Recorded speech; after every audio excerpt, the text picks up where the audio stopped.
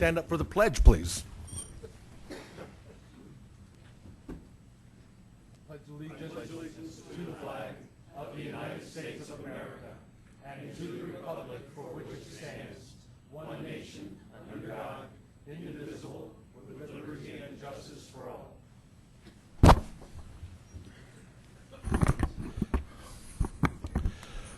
Okay, ladies and gentlemen, we need a roll call and introduction of new members and alternates. Eva Henry. Here. Bill Holen. Nancy Sharp. Elise Jones. Here. Dennis McCloskey. Here. Tim Mock. Tom Hayden. Rocky Pirro. Here. Chris Nevitt. He's here somewhere. Jack Hilbert. Here. Connie McLean. Don Rozier. Here. Rachel Zenzinger. Here. Bob Roth. Here. Sue Horn. David Spellman. Casey Becker. Here. Ann Justin. Here. Cynthia Martinez. Paul Donahue. Clark Hamelman. Kathy Noon. Ron Weidman. Ron Ingalls. Tom Riley. Doug Tisdale. Here.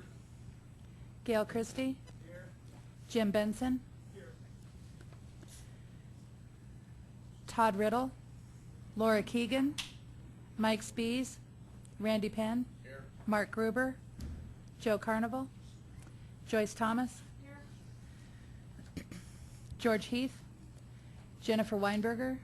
Lisa Jones. Bob Easton. Amy Shears. Henry Aragot.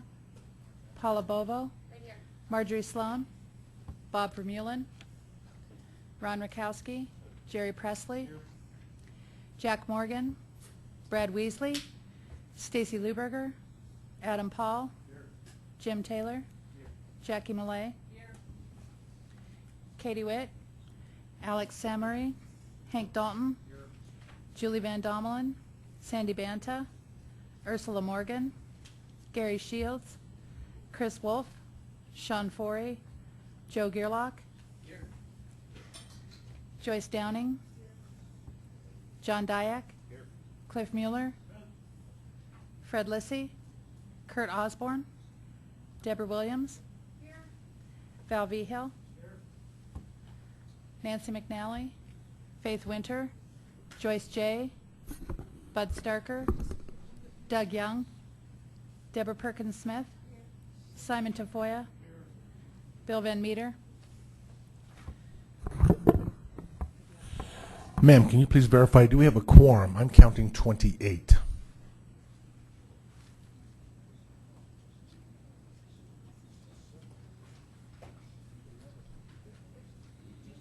Oh, Chris is right in the hallway.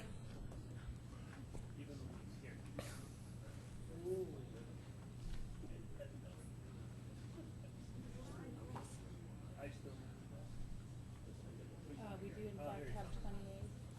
We do have a quorum. We just don't have Okay. supermajority that we need Right. to know agenda. But I'm sure somebody's not. Okay. Okay.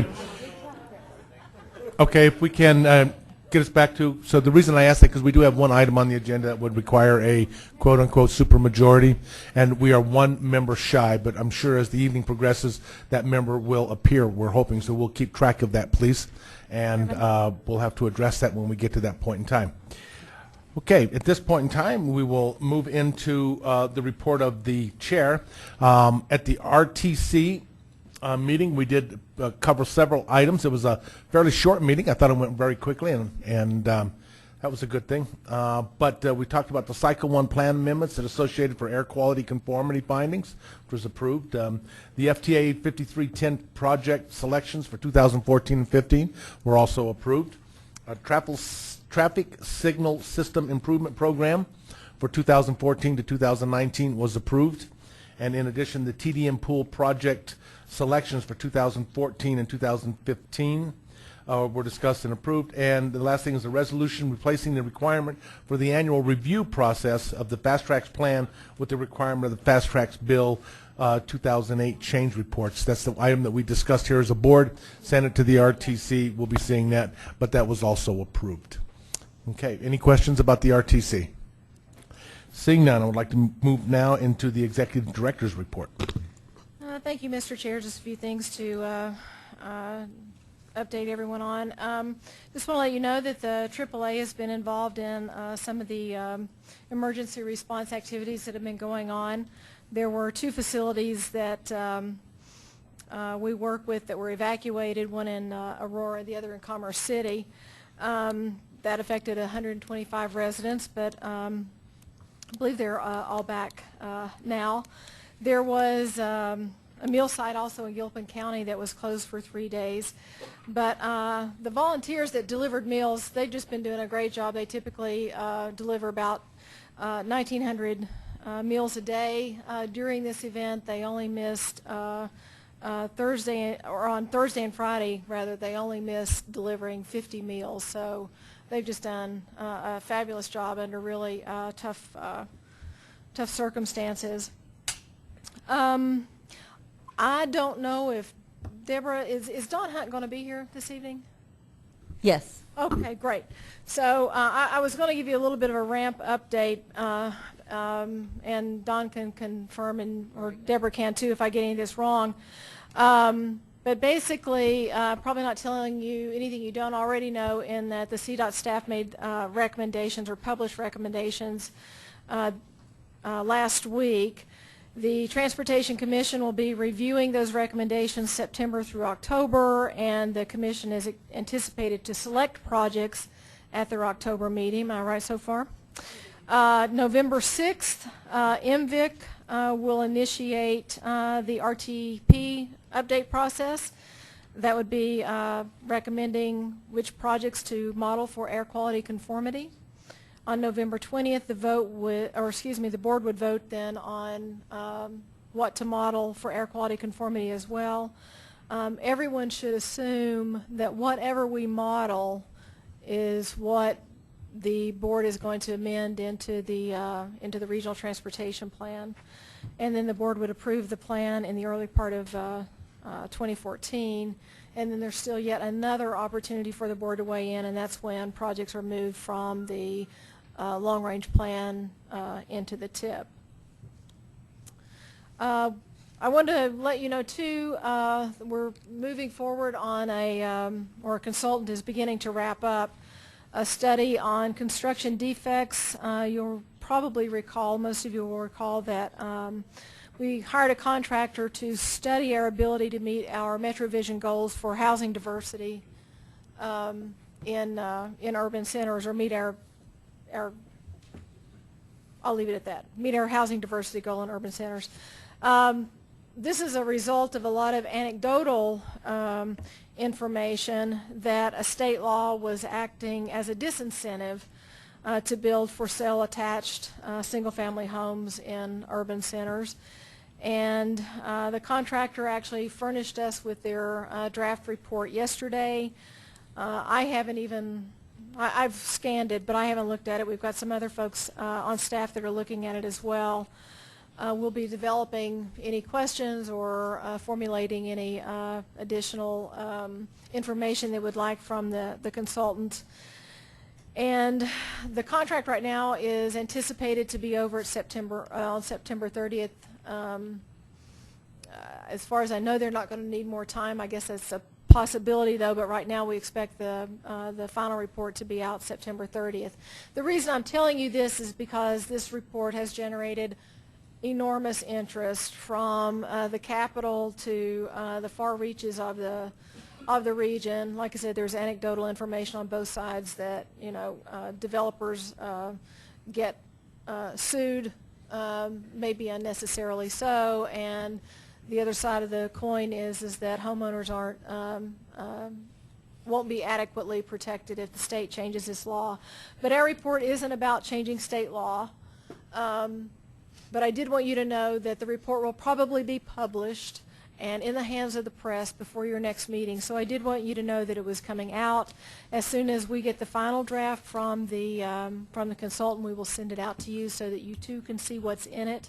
My hope is that no matter whether you're making an argument for or against the state law, which is exactly how it's going to be used, even though that wasn't why we created it, Ah, there's our member, number 29.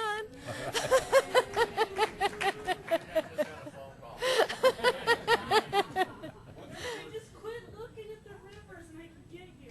Oh, we have McDowell is here too. So anyway, this report is coming out. A lot of hay is going to be made over it. My hope would be that it will be very much like the report that Dr. Cog did back for the 2004 Fast Tracks vote. It didn't matter whether it was the Denver Post or the Independence Institute making their points using our report. No one questioned the validity of the data, the way the data was put together, or anything like that. It wasn't about the accuracy of the data and information in the report. But again, you are going to be reading about this, and in fact, Westward called me, I don't know, maybe 3 to 4 weeks ago and wanted an advance copy of the report, which I told them there was no such thing, but they wrote an article anyway. So again, you're probably going to see a lot about this in the press. You're going to see, you're going to hear a lot from both developers and homeowners about, you know, the horror stories, and everything I'm hearing, including from a member of the state legislature, is this bill to change the state law is coming back in the next legislative session. So there's your heads up on that. And the last thing I wanted to mention was preparing the next TIP. It's that time. We'll have somewhere in the neighborhood of a total of $250 million to allocate. That's about somewhere around $57 million a year on average. What we'll be doing is developing those policies and rules for what's eligible to be funded, what's the criteria you're going to use to judge projects, etc. My greatest hope right now is that we can find a way to simplify the TIP process and the criteria associated with it. We've been looking at a lot of peer agencies around the country to see how they do it. I'm not sure that the simplest methodology we found is politically acceptable here in the Denver metro region, but we are going to start talking about this at MVIC in October. My goal would be that any member of the Dr. Cog board could go back to their commission or council and explain why they did or did not get a project funded. And frankly, I'm not sure that even some of your technical staff could do that right now. And but that's where I'd like to get to, something that's very straightforward, clear, transparent. Again, I'm not sure we can get there in this first round. I'm not sure we can get there at all, but that would be my great hope, that everyone understands how this thing is put together, understands the processes associated with it, and like I said, can explain it to their council or to their next door neighbor when they hear complaints about why haven't you fixed X, Y, or Z yet. So with that, I'll turn it back over to the chair. Thank you. Thank you very much, ma'am.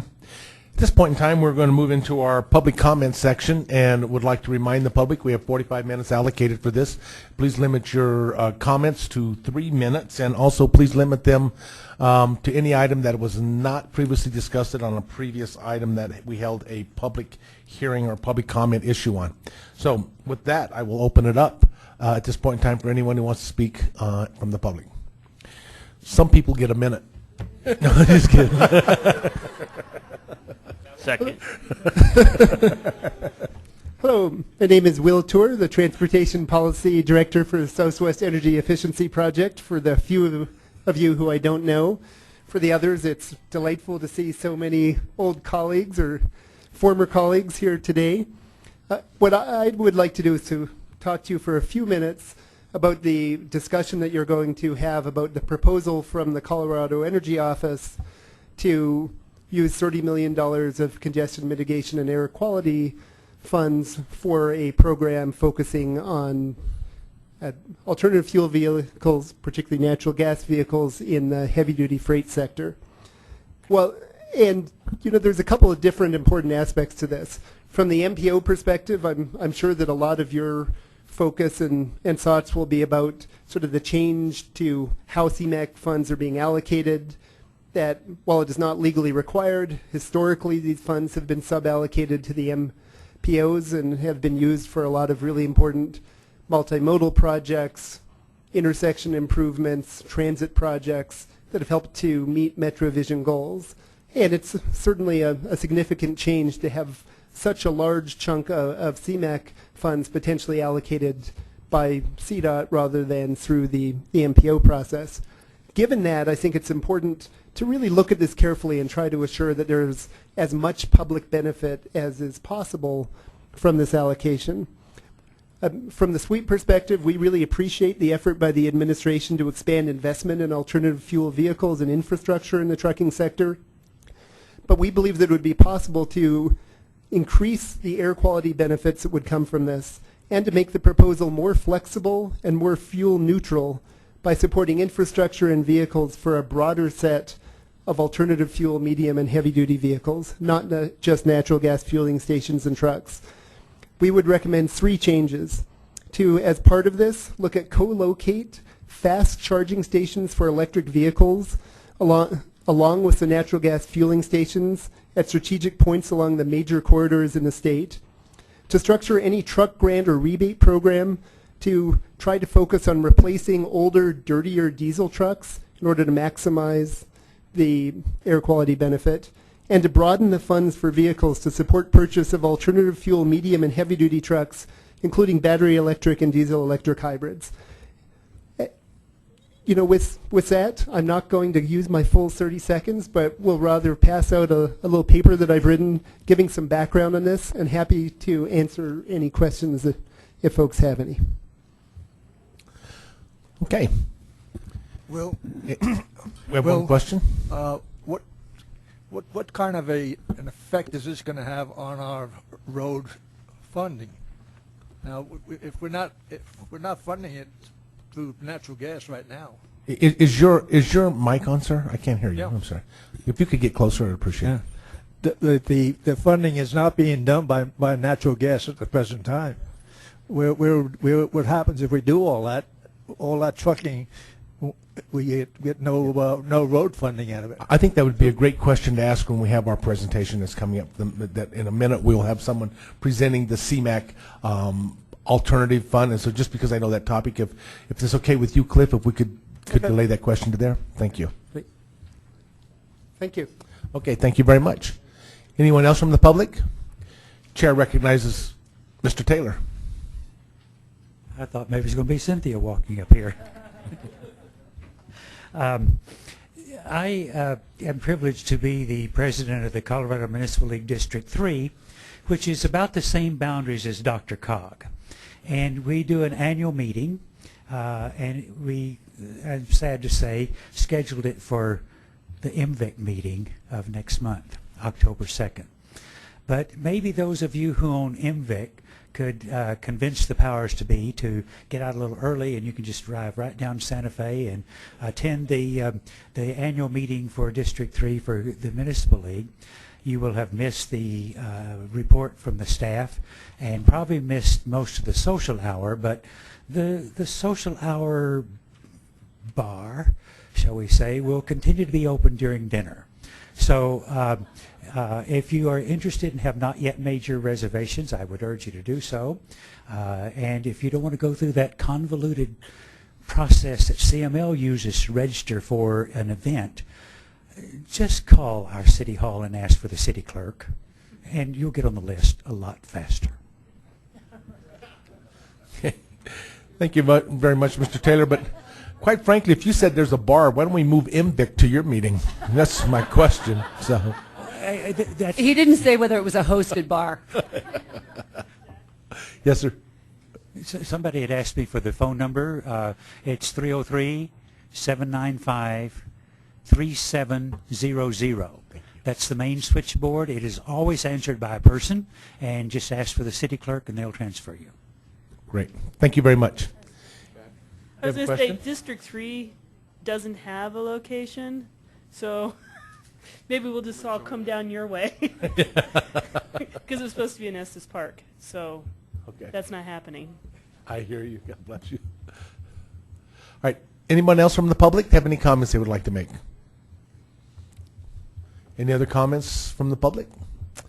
Seeing none, we'll close the public comment section of our meeting this evening, and we'll move on to guest presentations. We have two guest presentations this evening. One is one from the Colorado Energy Office on compressed natural gas funding. This presentation is from Mr. Tom Hunt, which is the Colorado Energy Office. The second one will be a presentation from on Impact 64 and Metro Transportation District. This will be a co-presentation, I believe, from our CDOT director, Mr. Hunt, and from the mayor of Lone Tree, Mayor Gunning. So that will be the tall and short of that. But at any rate, what we will do at this point in time, what? But anyhow, we move on to number 8, which is the first item in our presentation, and this is the Colorado Energy Office on compressed natural gas. Mr. Hunt. Thank you, Mr. Chair, and thank you, all of you, for the time this evening. I appreciate it. I'm no relation to Don Hunt, I should clarify, at least that we are aware of. That we are aware of, and I think he has more to be ashamed of than me. So, I realize there's a couple topics that have already been brought up that we can address, and Will's proposal, we work very closely with Sweep and with Will and have a great dialogue with him, so I appreciate that. I have not seen this proposal until just now, so I can't necessarily analyze some of the specifics, but we can talk some of the concepts later if you'd like. And regarding road taxes, I'll just tackle that very quickly. We passed this past year House Bill 1110 that did change the alternative fuel excise tax system so that natural gas does pay into the excise tax system. Go to the next slide and actually probably skip this one just for the sake of time. So this slide I just want to talk about briefly why we're even looking at this. We are talking about potentially using some CMAQ funds for natural gas vehicles. And we do think this is an important and relevant use. If you look on the left-hand side here, our pie chart, we use about 95% oil for our transportation fuel in Colorado. That causes some issues. It causes some of the emissions issues that you see from those fuels. It causes issues when you do have one fuel that is very volatile, that fluctuates quickly in terms of price. And it's also more expensive than some of the alternative fuels out there. And so when we look at that, our office's mission, what we've been working with is how can we diversify our transportation fuels mix. We are technology neutral. We work a lot on electric vehicles. We have multiple tools excuse me, already existing that we do for electric vehicles, an EV grant fund for infrastructure and then tax credits for most of the vehicles. So we do feel like we are comfortable in getting to a sustainable market there. We've been looking at, okay, what can we do on the natural gas side? Because different fuels work well for different sectors of the transportation mix that we have. And natural gas does tend to work better on the medium and heavy duty side because of the engines that are available and just the way that the fuel is used. So if we go to the next slide, we have kind of prioritized natural gas in terms of one of the big efforts we've had. This has been an effort the governor has prioritized, the administration has made a big priority. And this is one of the reasons why, if you look at these charts, the scales on these are equal, so you can compare bars from the left to the right. We are a pretty good oil producing state. We're a top 10 oil producing state, but we still import about half of the oil we consume. So that's money that's going out of the state that's being spent elsewhere. On the other hand, natural gas, we're a very high natural gas producing state. We actually use a fair amount for heat and power and things like that, but we still export about 3/4 of the natural gas that we produce. So we look at that and we say, okay, if we can shift some of that demand for transportation fuels, which is almost all of the oil demand there, over to natural gas, we're not going to increase prices dramatically. We're not going to change the market. Well, we can keep that money in the state, and we can support a huge sector of our economy here that makes a big difference for our quality of life. Go to the next slide. Of course, any fuel, if you're going to be talking about it, is a commodity market, and it needs to make sense price-wise. And that's another area where natural gas really shines. If you look at the chart on the left here over the past 5 years, it's been the lowest cost fuel compared to some of the alternatives for the medium and heavy duty sectors. It's also a fuel that generally has more price stability. Only about 1/3 of the cost of natural gas at the pump comes from the commodity. Whereas if you talk about gasoline or diesel, about 60% of that comes from oil. And so you have that movement in the commodities market, and it's going to affect gasoline and diesel a lot more. And so this is going to save money, whether it's for an individual consumer, for local government fleets, for private fleets, for the state as a whole. And then really, I kind of hit on this, but it is a big deal for our economy here. Over 50,000 people directly employed by the natural gas industry, a lot of them in this region. A lot of the headquarters are here. And then as far as revenue, it's a big deal as well. Over $30 billion impact on our economy, or almost $30 billion in 2012, that changes based on commodity prices. And a lot of that comes in form of public revenues to the state, to local governments, to school districts, things like that. And so, again, this is an important sector of the economy that we can keep this money within the state and help it grow by using this fuel. Obviously, so we're talking about CMAQ, and I'll spend a couple minutes here. Emissions are very important. We absolutely agree with Will on this. And a couple of points on this. We have gone through and using some of the details that we've talked through with the RAC and with others that have done similar proposals and really come up with the numbers we think this program could do. And I'll get into the program details later on. I apologize. You haven't seen them yet. But we're talking almost 90,000 pounds of NOx annually just from the vehicles we can do here, almost 15,000 pounds of VOCs reduced every year. It's also important to realize that what we're talking about here is looking at statewide networks. And I'm going to talk a lot about this, but if you buy a vehicle, whether it's here in the metro area, in the non-attainment area, or whether it's anywhere else, you need to be able to drive it around the state. Even if a vehicle is used 95% of the time here, you need to be able to drive it to Pueblo, to Grand Junction, to Lyman, to be able to use it and know that that fuel is effective. And so we can potentially leverage many more savings by looking at a network across the state, a little bit of investment and cooperation among the state as a whole that can bring significant benefits into this area here. And these benefits we're talking about here are strictly within the metro area, the non-attainment area. I also want to point out that we're talking about getting to a sustainable market here. This is something when you have a low-cost fuel, it's going to survive on its own. We do not want to be involved in this market forever. But it's also, I hate to say it, but that kind of chicken and egg dilemma that you have with fuel is that you need vehicles to have stations and you need stations to have vehicles. So we're looking at what can we do to get over that hump and get that initial framework out there so that the market can take off on its own. And so we kind of looked at what a sustainable market would look like. We have some numbers at the end. And you look at that, if you can get there 10, 15 years down the line, and it's tremendous savings. Again, just looking here in the metro area, in the non-attainment area. So we've gone into a lot of detail on this. I've looked in terms of the TIP and some of the other programs. And one of the things I'd also like to throw out there is we're happy to compare this with any other project, but I want to make sure we compare apples to apples here. And I think we've been pretty conservative with the numbers we're looking at here in terms of reductions and the age of the vehicles that are coming off. And if we're going to look at comparing it to some of the other ones, some of the traffic signals and the transportation improvements, which absolutely are important, we want to make sure that we're comparing the same numbers there, because I think if we go back and look at some older vehicles even being replaced, these numbers would improve. Final point on emissions, and we'll move on, is that greenhouse gas discussion is not up on here. And this is another significant ancillary benefit you can get. If you look at the California Air Resource Board, they're talking up to 30% greenhouse gas reduction with natural gas. If you look at some of the other numbers, depending on the sector of vehicle and the type and where the fuel is coming from, it might be a little lower, 7 to 10%, but it is a greenhouse gas reduction you're also getting. Okay, thank you. Any questions? Ms. Becker? Tom, you talk very quickly, so if I apologize.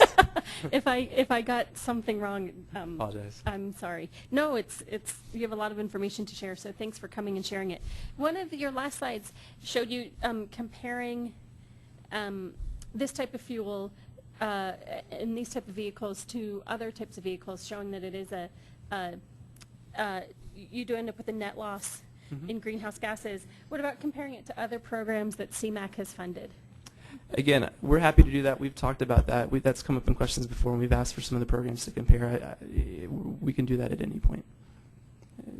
Whatever program you'd like us to compare it to, we think this stacks up very well. We talked to the RAC about their previous vehicle program they had funded through Dr. Cog, and their evaluation was that came out as really one of the top emissions performing programs there, and it did not even touch on as many of the heavy-duty vehicles in the direct fuel displacement that we are here, and so their feeling was that this would stack up very well. Okay. And then I know you said you didn't have time to evaluate this. Ultimately, it says if you're going to create these stations for CNG and LNG, what about creating it for EVs too? Do you see any immediate problems with that? No, absolutely not. A couple points on that I just want to throw out there with EV stations. One, we're absolutely open to that. We do have an EV grant fund that we work on with the RAC, and we funded stations. And we'll continue to do that. That actually has long-term funding going forward. The excise tax bill I mentioned provides ongoing funding for that. And so that's one of the reasons that we feel comfortable where it's at, that we have a funding source for that. The second thing I would mention is that we are talking about different ways these vehicles are fueled and used. Electric vehicles, this is an analysis that Sweep did for us. About, I think it's 93% of them, of trips within the metro area are within the range of the main electricity-only vehicles, the ones that are not plug-in hybrids. And so they're talking about fueling at home and potentially at workplaces and shopping areas, things like that. If you want to look at networks of stations across the state, that is important for the interstate travel, but that's going to be DC fast charging. And so there's a couple questions there. We funded a DC fast charger. There's 3 competing technologies for one. One's only for Tesla, one's only for Japanese cars basically, and one, the SAE standard came out that the American manufacturers are using. It just came out, and there's only one vehicle on the market in the United States that can use that standard. And I don't know if it just came out recently. It's the Chevy Spark. I don't know if any of them have even been sold in Colorado. And so when we look at that, there's still some questions about where the investment should go and the technology that should be used. And so we think that as those questions get resolved through the market, that's when the EV grant fund that we have can really come into play there. Okay. I understand you still have a portion of your presentation to do, sir. Yeah. You paused on me. Sorry there. Oh, I'm sorry. I thought, We have another question, ma'am? no, I'm sorry. I didn't know I was interrupting. No, I called for questions. Okay. So, all right. I'm Go ahead, happy to sir. take questions at any time. I'll talk a little bit more about why we're doing this and then jump into the program proposal. This, again, as I said, has been one of the governor's big commitments in the energy sector and one of our big efforts. The governor personally initiated an MOU with Governor Fallon of Oklahoma. Ended up having 16 governors sign on to get these vehicles into our state fleets so that we can have the benefits of the cost savings there, so that we can get more of those vehicles manufactured so they're lower costs for individuals, and also so that we have a pricing agreement that local governments can buy off of. We had significant savings from previous models on these, and so those pricing agreements are open to local governments. And this is really the next step we're taking there about how do we continue to pursue this and get to a sustainable market here. So, sustainable market, I keep hitting on that. That's the question. We took a step back this summer and had a consultant kind of look at what that would mean and how we get there. And there's 3 main things that we've identified. The one on the right is building the relationships and really getting community support. And I think the state as a whole has done a very good job on this. We have good coalitions. We have local governments. We have fuel marketers. We have natural gas companies. We've had a lot of people working together on this. The other 2 parts I think we still need to work on, and that's medium and heavy duty vehicles because of the engines and where it makes the most sense. And then station corridors, again, because if you're going to buy this fuel, it's fuel just like gasoline or diesel. You use it the same. You need to be able to drive across the state no matter where it is. And so we're looking at this, at how can we leverage some funds to get these sectors growing. One of the things that was raised to me is where is this outreach and interest coming from? And it really is from all over the state. And so I have two things I'm going to use this map for. One being there's a lot of interest in the metro area. We competed for a Department of Energy grant that we're calling Refuel Colorado to provide resources to fleets that are interested in converting to alternative fuel vehicles, electricity, natural gas, propane, biofuels. Some of the ones that they're just getting started on this but have expressed interest in natural gas in the metro area, Westminster, Jefferson County, Adams County, Commerce City. I know the city of Denver is heavily investing in garbage trucks and other things that they're doing here. So this is really a big market in the metro area. The other part is that we're talking about interstate corridors, and I want to make clear what I'm looking at here, and frankly the interest that we've had matches that pretty well. We're talking about doing Interstate 70, Interstate 25, Interstate 76, and then depending on the interest and how it can work out, maybe Highway 50 and 160. So those are the areas we're talking about. That if we think we can go those corridors, we're going to connect a good amount of the state. Somebody's excited about natural gas vehicles. I like the support. So this is probably really what I'm here for, and where the controversy will arise. What are we proposing? We're talking about $30 million over 4 years of CMAQ funding. That would be probably a bigger sum in the first year, so we can get more of those stations out there, and then go towards vehicles more on the later years. In terms of administration, we would probably lead the administration and how it goes out on the station side. We have been heavily in discussion with the Regional Air Quality Council, the RAC, on the vehicle side. They administer this type of program. They have similar programs right now, and we think we would work with them for the vehicles. We'll go to the next slide, and I'll kind of go into the reasoning behind this in the next few slides. Vehicles. So vehicles, this all comes out of change in the guidance from MAP 21, which recognized this need for station networks to support vehicles even in non-attainment areas. And so you can support alternative fuel vehicles, stations, outside of non-attainment areas. Vehicles have to be within non-attainment areas, and so I want to make that very clear. When we've done some analysis behind how many stations you need to get a good network and how many vehicles you need to support that, we think about half of this $30 million funding would go towards vehicles. All of that stays within the non-attainment area, and a lot of that demand, most of that demand is Dr. Cog area. We're looking at medium and heavy duty vehicles where our tax incentives either don't go or don't make sense. And the other thing I would throw out there is that we have heard some interest from tax exempt entities, mainly local governments, on light duty vehicles because they want to invest too, but there is an incremental cost. And we're absolutely open to doing that as well. So this is some of the numbers behind why we're looking at medium and heavy duty, some of the numbers in the metro area, how old the vehicles are. I did get to catch one glance on here that Will had said we need to replace the older dirty diesels, and absolutely agree with that, and there are plenty of them out there to replace. Stations. So again, station networks is what we're talking about, and this is something that I recognize might cause controversy that we're wading into here. But it is, I think, important, again, to have those networks that you can have these vehicles going all over the state, even if most of the benefits accrue here. And so we looked at what needs to happen there. We think if you get 15 stations, say, outside of the non-attainment area on these major corridors, it's probably even less than that now with some of the stations that are opening out in Parachute and Rifle and up in Weld County. That will get those corridors. And so that puts another 10 to 15 stations, more if it's less on the other side, within the non-attainment area to support some of this high volume, heavy duty demand. And so our guess, our look at it when we analyze it is about half of the station money would stay, again, within the non-attainment areas. A lot of that, the heavy trucking, frankly, comes within Dr. Cog region in Adams County and Commerce City and then elsewhere where the depots are. And so roughly we think about 75% at least of this money would stay within the non-attainment area. And again, the great majority of that we think would be Dr. Cog because that's where the demand is. So I'm just going to come back to this again that really it's a plea for statewide partnership here. This is something that it's a big market we can move. This is certainly something that we can get a big change in if we recognize that there is a need for combined efforts here. And so these little red dots here are areas where we have met with commissioners, with representatives, with city managers, with sustainability groups, and they're interested in doing this and willing to see how they can support it and buy in. And we want to bring as much as we can from the metro area there too. And that's really our goal here is to get these corridors out there, and that's kind of how we get to a sustainable market. And that's the last slide I have here. This is our goal, 10, 15 years down the line. What does that mean to be a sustainable market? If we have 2% of light duty vehicle sales, 15% of medium and heavy duty, and then if we get with private investment as well, it's that to 50-mile CNG station spacing along those major corridors, we think we can get there. The 50-mile station spacing, we've seen that elsewhere in Utah, in Oklahoma, and California, and they have pretty good markets there, and that's really what they've shot for, and that's kind of where we're getting that guidance. So that's all I had. I recognize there are other questions probably to be discussed, and I'm happy to take them if the chair would like. Councilwoman Becker, you had the floor. Do you want to continue?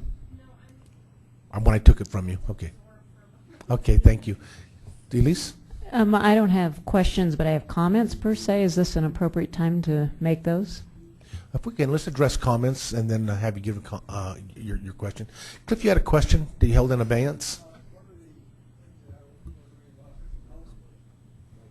Are we going to go and try and get, when you say light-duty vehicles, are we going to try and get the post office involved in this? That's a good question. We've actually had some discussions. One of the people who used to work at our office were moved over to NREL, and so he gets to work with the federal government. And they're very interested in getting fleets into Colorado and Oklahoma because of that MOU we mentioned. The Postal Service has been involved in discussions. I think the Forest Service has been the first one they've looked at. But yeah, we would love to get the Postal Service. Because the guy that comes to me, he's got to stop his vehicle, start it again every time he goes up and down the hill. Yep, that's absolutely right. Councilman Taylor. You're asking us to give up $30 million out of our CMAQ funding when we're a non-containment area. Are you asking all the other MPOs around the state to give up part of their funds as well? So what we have been discussing is a statewide CMAQ allocation, and CDOT might be able to address the mechanics of this, but this has stemmed somewhat from discussion of the reserve funding that had come in when we thought the whole state would go into non-attainment, and that's what they had been looking at. Okay, we have, excuse me, Mayor Tisdale. I'm curious because I'm not sure that I follow exactly the structure. In terms of the funding, would these continue on then as state-owned and operated facilities, or is the idea at some point to sell the operation or franchise the operation, have third-party operators come in and operate these stations that in the first instance over these 4 years we'd be creating? The state does not operate any CNG stations, and we don't have any desire to. We would like to work with local governments. That's really what we've been stressing in our meetings is we want to see stations that are well supported, whether it's here or whether it's in Trinidad. We don't want to put a station in that doesn't ever get used and isn't supported by local fleets. And so we would like to see these be public stations at existing petroleum marketers. That's really, I think, the best model to do it in. Some of them, Grand Junction, for example, they have a station that is on their fleet operations. They lease it out for the public side to a petroleum marketer. Okay. Ms. Perkins-Smith? For Mr. Taylor, I just wanted to clarify, you were asking about the CMAQ funds. Dr. Cog receives about 80% of the statewide CMAQ funds, and Mr. Hunt was referring to the whole statewide pool for that. Did that answer your question? Mm-hmm. Any other questions?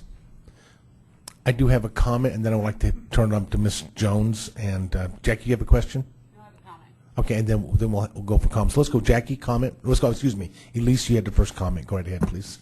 Well, I want to thank Tom for coming. I had the opportunity to hear your presentation before the RAC a couple of weeks ago, and acknowledge the Colorado Energy Office's commitment to alternative fuel vehicles. That having been said, I have two major concerns with this proposal, and I think Dr. Cog should think about whether or not we want to communicate these in some sort of formal way. One is that, granted, it's CDOT's prerogative how to spend these monies, but historically they've been spent in a far different way, and I think this sets a kind of dangerous precedent. Historically, this money would come to us for projects in our communities to reduce air emissions, and we have used those funds, I think, quite wisely on all sorts of really good projects, from increasing bus service, investing in light rail, investing in TDM, doing light timing, all sorts of good things that we've used this money for. And this is a large chunk of change. So to have this kind of diversion is something I think we should stop and think about whether or not that makes sense, because this is money that otherwise would be spent in our communities. And that's one.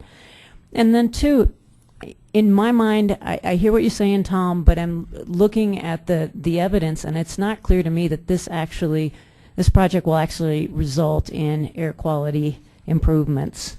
It used to be that natural gas trucks were significantly cleaner than diesel, but that changed with the 2010 EPA standards for diesel trucks, and now they're roughly equivalent. So the only way this project directly would impact air quality, as I understand it, is if you're getting old diesel trucks off the road. And the way this project is structured, there's no guarantee that you will. So typically, we spend a lot of time making sure that CMAQ funds are spent in a way that will improve the air pollution problem that we are challenged with in our region, so that we can get closer to attainment.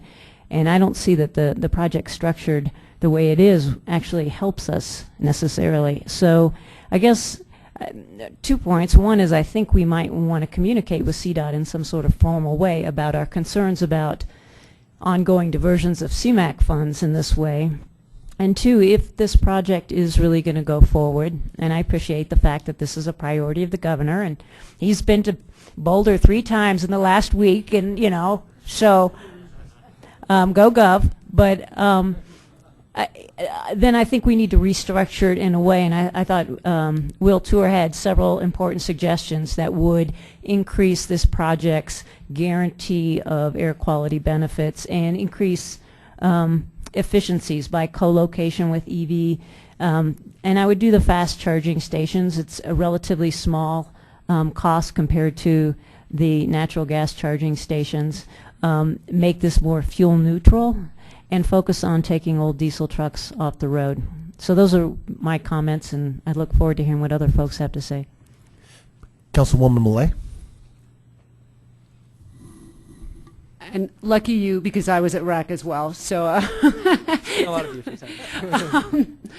but actually, I do see value in this proposal. But right now, I'm sitting at the table with my MPO hat on, and for us not to comment on the fact that this is a programming and a departure of programming of funds, even though you have every right to do it, it doesn't feel great when we're sitting at this table. And we've used these funds in the past for projects in our communities and had a voice in how they were used. So I guess I'm going to suggest that we do perhaps write a letter to the Governor's Energy Office expressing the concerns of the MPO, acknowledging that there are potential benefits to this program and asking him to really consider the proposals that were made by Will Tour this evening. And I appreciate your comments that there is some concern about which type of charging station would be appropriate, but I'm sure you guys are smart enough to figure that out. So I do think it's appropriate that the MPO does send a letter kind of expressing our concern and recognizing that this is a departure that we would expect, you know, just because we do have these funds in reserve and there is a pool of money, but in the future we would expect it to go back to the same old way that the money has come through the MPO to distribute. So, okay. Councilman Nevitt.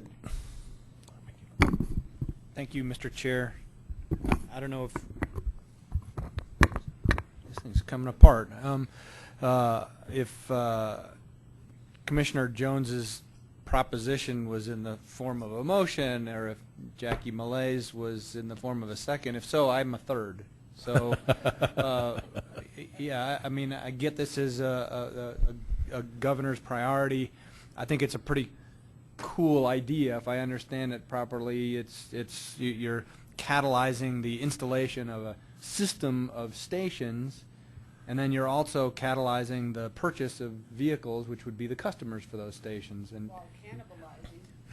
No, right. That's the second part. But and so that's something you have to get to scale. You can't do it piecemeal. You got to do it to scale. So I get the notion, and I think it may be a worthy enterprise in isolation, but it does come at the expense of CMAQ funds that have been traditionally spent by the MPOs, and I think spent well. So I would also want to articulate that extreme nervousness on the part of this organization that this not be a precedent, and the 2 points about also using the money, if it's CMAQ money, using some of those funds to get dirty diesel off the road.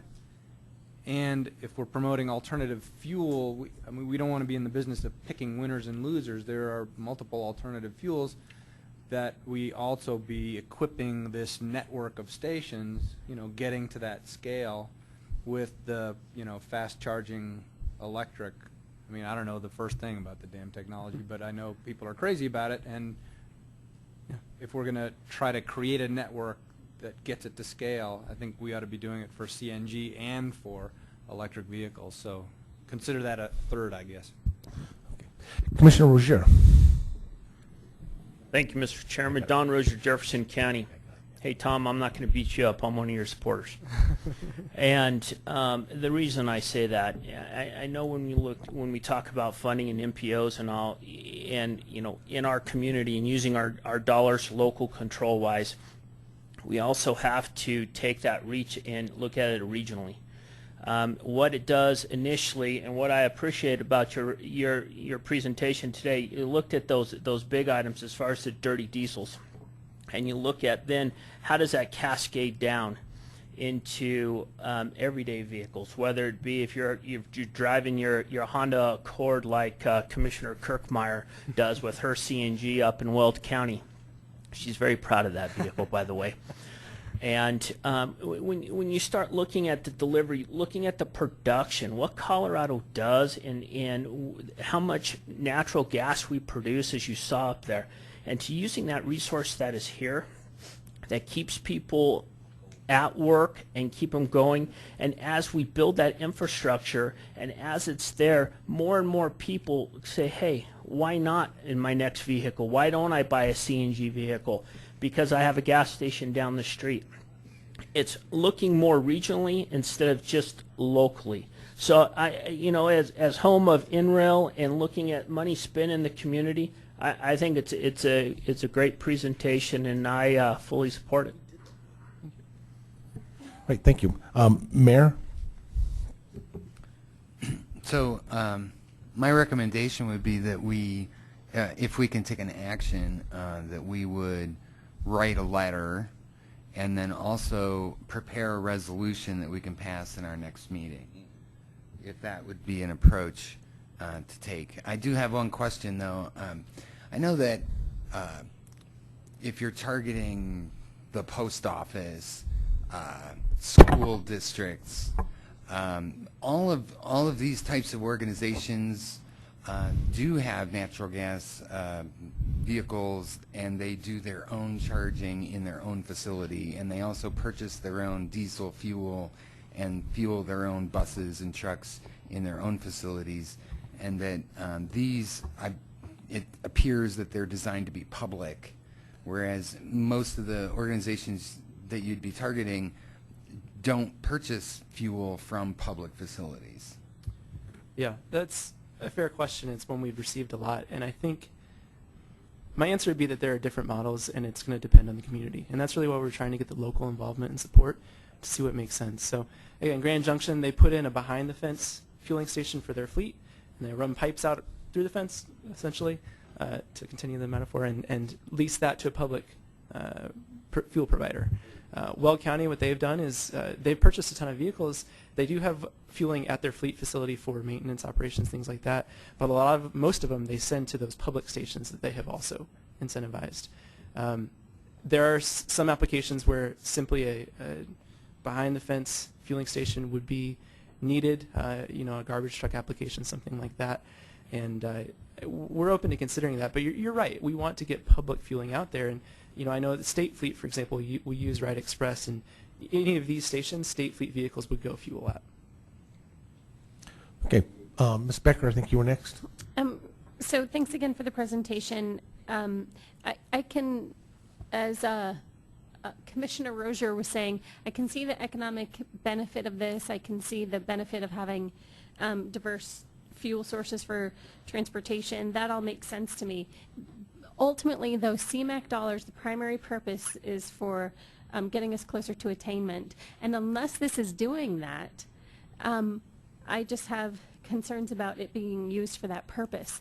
So whatever improvements you can make to the proposal that get us closer to that. Another thing that Don Rozier said is, oh, and if you're taking these dirty diesels off the road, but right now, at least in Will's suggestion, there's that proposal to include. I didn't get the sense that it was already included in your proposal, that it would be a that it would be used to replace diesels pre-2010. So anything, I mean, that's what CMAQ is for, because ultimately clean air is an economic issue too. I mean, if you're looking at improving your economy, you got to have, a clean air that wants, that draws people to Colorado. So that's my comment, is any improvements. I mean, I also support what Jackie, Elise, and Joe were suggesting, and what I'd like to see you all do is, if we're going to move forward with this, if you're going to be using CMAQ dollars, it's got to have a greater air quality impact. Ms. Perkins-Smith, I think you had a question. Thank you. I just thought I'd take this opportunity to share some information with you from a statewide perspective. I too have heard Tom's presentation at the RAC, at the STAC at least twice, and at some most local jurisdictions. So I'm very familiar with the presentation. I wanted to clarify a couple things. One is, the question has come up, why are we doing this as different than before? Well, MAP 21 provided an opportunity to do this. We never had this opportunity in the past. It's a new opportunity, so that's why we're taking a look at it right now. And again, I want to reiterate, I'm not sure people understood this, but the stations can be done on a statewide basis using these funds. Vehicles cannot. The monies used to purchase vehicles are only in the non-attainment or maintenance areas, so they would be in the metro area. And I want to share with you a story. Jackie's heard this. I told her the other day. We started our meetings for the statewide plan, and we've been going out and having numerous meetings. Well, I was at the one in Trinidad for South Central TPR, and we asked, what are the needs? What are the needs in the area? And there's a lot of discussion. Well, one of the first ones when they got up, they said, we need a CNG station. And I was like, whoa, after listening to Tom. It was very surprising. So they started to tell this story, that there were sanitation trucks that are actually being brought to Denver for use in the Denver metro area, but they couldn't make it on their own from the manufacturer. There was one place in this trip that they couldn't make that, whatever it was, 50-mile length, and they had to have a station in Trinidad. They were going to have to put them on a flatbed truck to bring them up to, I think, Colorado Springs to get them here to Denver, and it was the only place that the link was missing. Well, they were lucky that a natural gas provider, it took them, I guess, a couple months to go through this, but they actually allowed them to refuel at their station, but it's not a public station. And so I was surprised. That was the #1 thing that they talked about. And the way I look at it, that was to bring something to Denver. It was for use in Denver all the time. So it just reiterates, what Tom was saying, that from a statewide perspective, you do need to have things within that 50-mile radius, or it doesn't help you in the metro area because people aren't going to buy the vehicles. So I just wanted to share that with you because it's a real story of exactly the same thing that happened. And also, Tom is correct. It's up to the Transportation Commission actually has a purview as to how the funds are spent. And traditionally, we have put it out to the MPOs. But that is the purview of the Transportation Commission. I just wanted you to be aware of that fact. So the reason I've been listening to a lot of Tom's presentation is to, hear that feedback from the different communities and to take that back to the Commission. And at some point, we will be having a discussion with them as well. So I just wanted to share that with you. Great, thank you. I think I'm going to have a comment, and I think Jennifer wants one that I think Elise has wants the floor for one last motion. The thing I do want to say about this particular item, let's keep in mind, #1, this $30 million was set aside. It wasn't taken out of this year's thing, but it was set aside for a preparation of a future day of areas that were not in attainment. And in reality, what they're looking at is that we still have these funds, and now they're trying to put them into motion. I would also like to point out another thing about the aspect of where we're at. I find it quite interesting listening to the argument. I'm almost on the other side of another issue that I'm on the side of. It's kind of weird what happens, how these things go, but it's like wind energy. Give it a chance. I hear that argument all the time. You got to give it a chance to make it work. Well, you want to know it's the same issue here. The one thing I do have is we need to give us a chance to create a network in order for us to contain and to be able to show the improvement of attainment in the greater area. So the point is, I think there is an issue of give it a chance, okay? I do want to call you on one thing. You said 50% of the funds would probably be used for vehicle conversion and or purchases. I would say to you with that, I would hope that it's not just the state's vehicles and purchases, that this is going to be a program that we could run through our MPO, as we did with Thornton, who actually implemented this program, and we did give CMAQ money to convert their vehicles to a variety of alternate energy sources, that we be given the opportunity in this MPO to apply for those funds in the appropriate amount so that our municipalities and our counties and our jurisdiction can then apply to do some of the conversions that we wouldn't be doing now today necessarily. That's how we give it a chance, okay, as I've heard some of the wind providers, is that, right, let's make it happen then. And then we can begin to see the attainment aspect, I think, begin to take shape and begin to understand it. But I will tell you, there are many private providers today that are now already converting their vehicles. UPS, FedEx is online to get it done. Waste Management is doing it. So there's many more that are ready to get in line to get it done. This isn't just a phenomena. This is going to happen. And I think we need to be, as a larger area, be thinking about that in that regard. Jennifer, you had a remark? Yeah, just 2 or 3 things.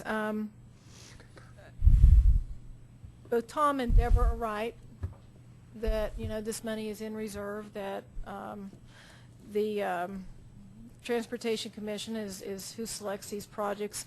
And MAP 21 did allow money, CMAQ money, to be spent outside of the attainment area.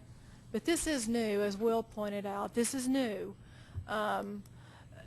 CDOT, or the DOTs rather, have always been allowed to allocate the CMAQ money out. But our DOT has always given the MPOs that prerogative. So the change is that this time you're not making that decision. And I think the letter and even the resolution are a good way to go to make the case that this is not what we anticipate going forward. We would anticipate that the MPOs be respected and have this opportunity the way they always have been for, 30 years or so. I did want to I wanted to clarify too that when we talk about, I think it's a really good idea to think about adding additional infrastructure in when we're putting in the CNG because, and I understand that it's still a little iffy out there as to what infrastructure you put in, but economies of scale say that you do it now, not later, because this will be a better bang for our buck to do it all at once. But the other thing I want to point out too is that I don't think anyone at this table is suggesting that even more CMAQ money be made available for that purpose. I think that, you know, we're saying $30 million, figure out a way to make it happen. I think it's also really important that we look at the age of the vehicles that you're going to be replacing. I think it's enormously important to replace the older vehicles because if you have a vehicle that you purchased since 2010, it already meets new air quality standards. There's no what savings in air quality are we going to get by investing in those.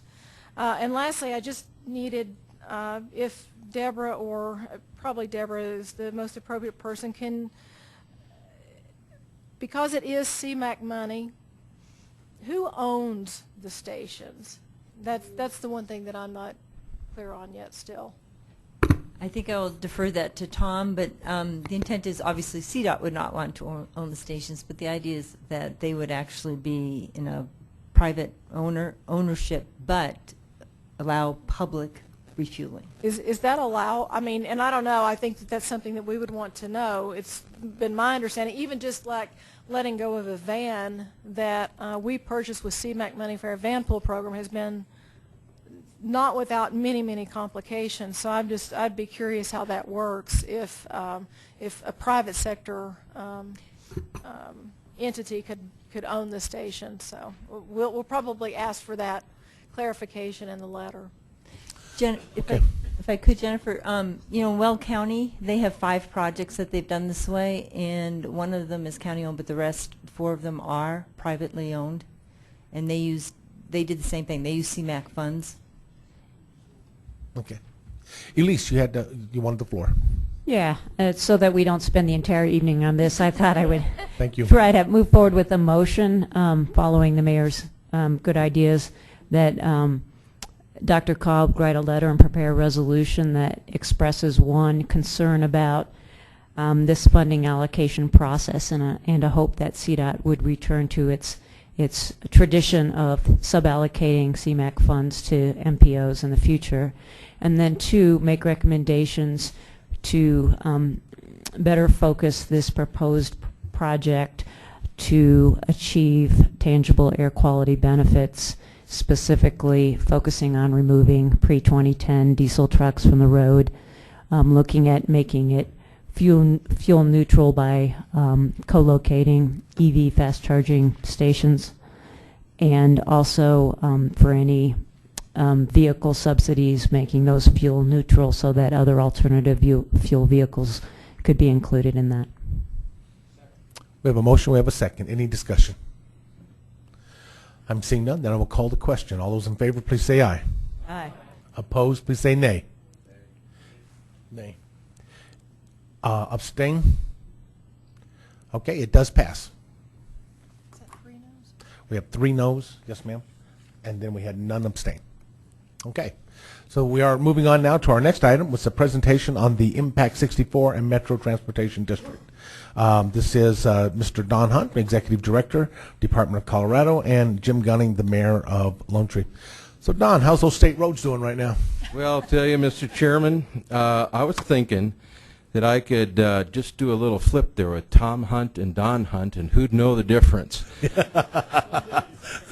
But Tom, after seeing that, I'm not so sure I don't even have a better job than you do. So listen, Mr. Chairman, how much time do we have here? I don't want to go too long. We will, sir. You are on a press. You really is great to have you here, and we'll give you as much time as you need. Well, obviously, my heart goes out, first of all, to primarily everyone in Boulder County, and as well as Adams County and Jefferson County, and people who have been affected in Denver County and Weld County. Yes, I should remember Weld County is represented. And, well, I'm only talking about Dr. Cog. I'll be up there tomorrow. There's Weld. All right, very good. I always forget there's a little piece of Dr. Cog and Weld, isn't there? That's right. It's been quite a 6 days.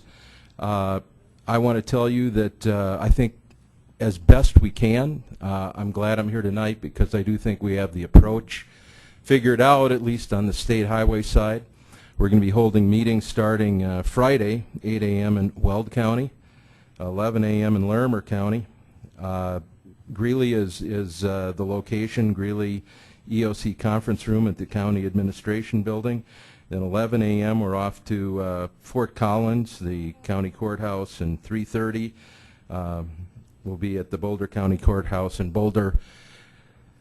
I wish it were only the state system. I know that for every bit of damage that we have on the state highway system in those counties, we have just as much damage to infrastructure in the counties and in the cities.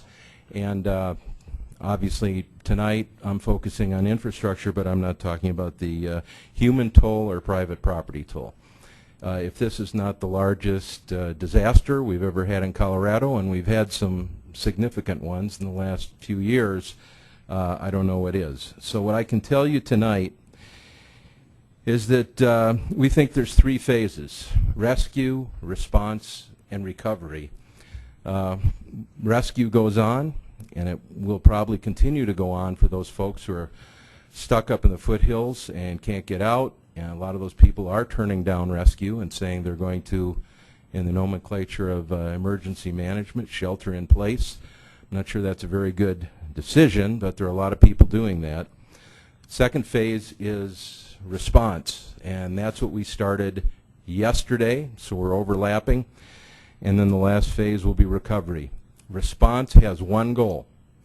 We are going to open up every state highway that's been closed in the last 6 days, and we're going to do it before the snow falls.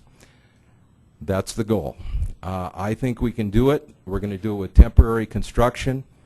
We're going to do it with 600 to 800 National Guard coming to Highway 7 and Highway 36. They'll be mobilizing on Monday.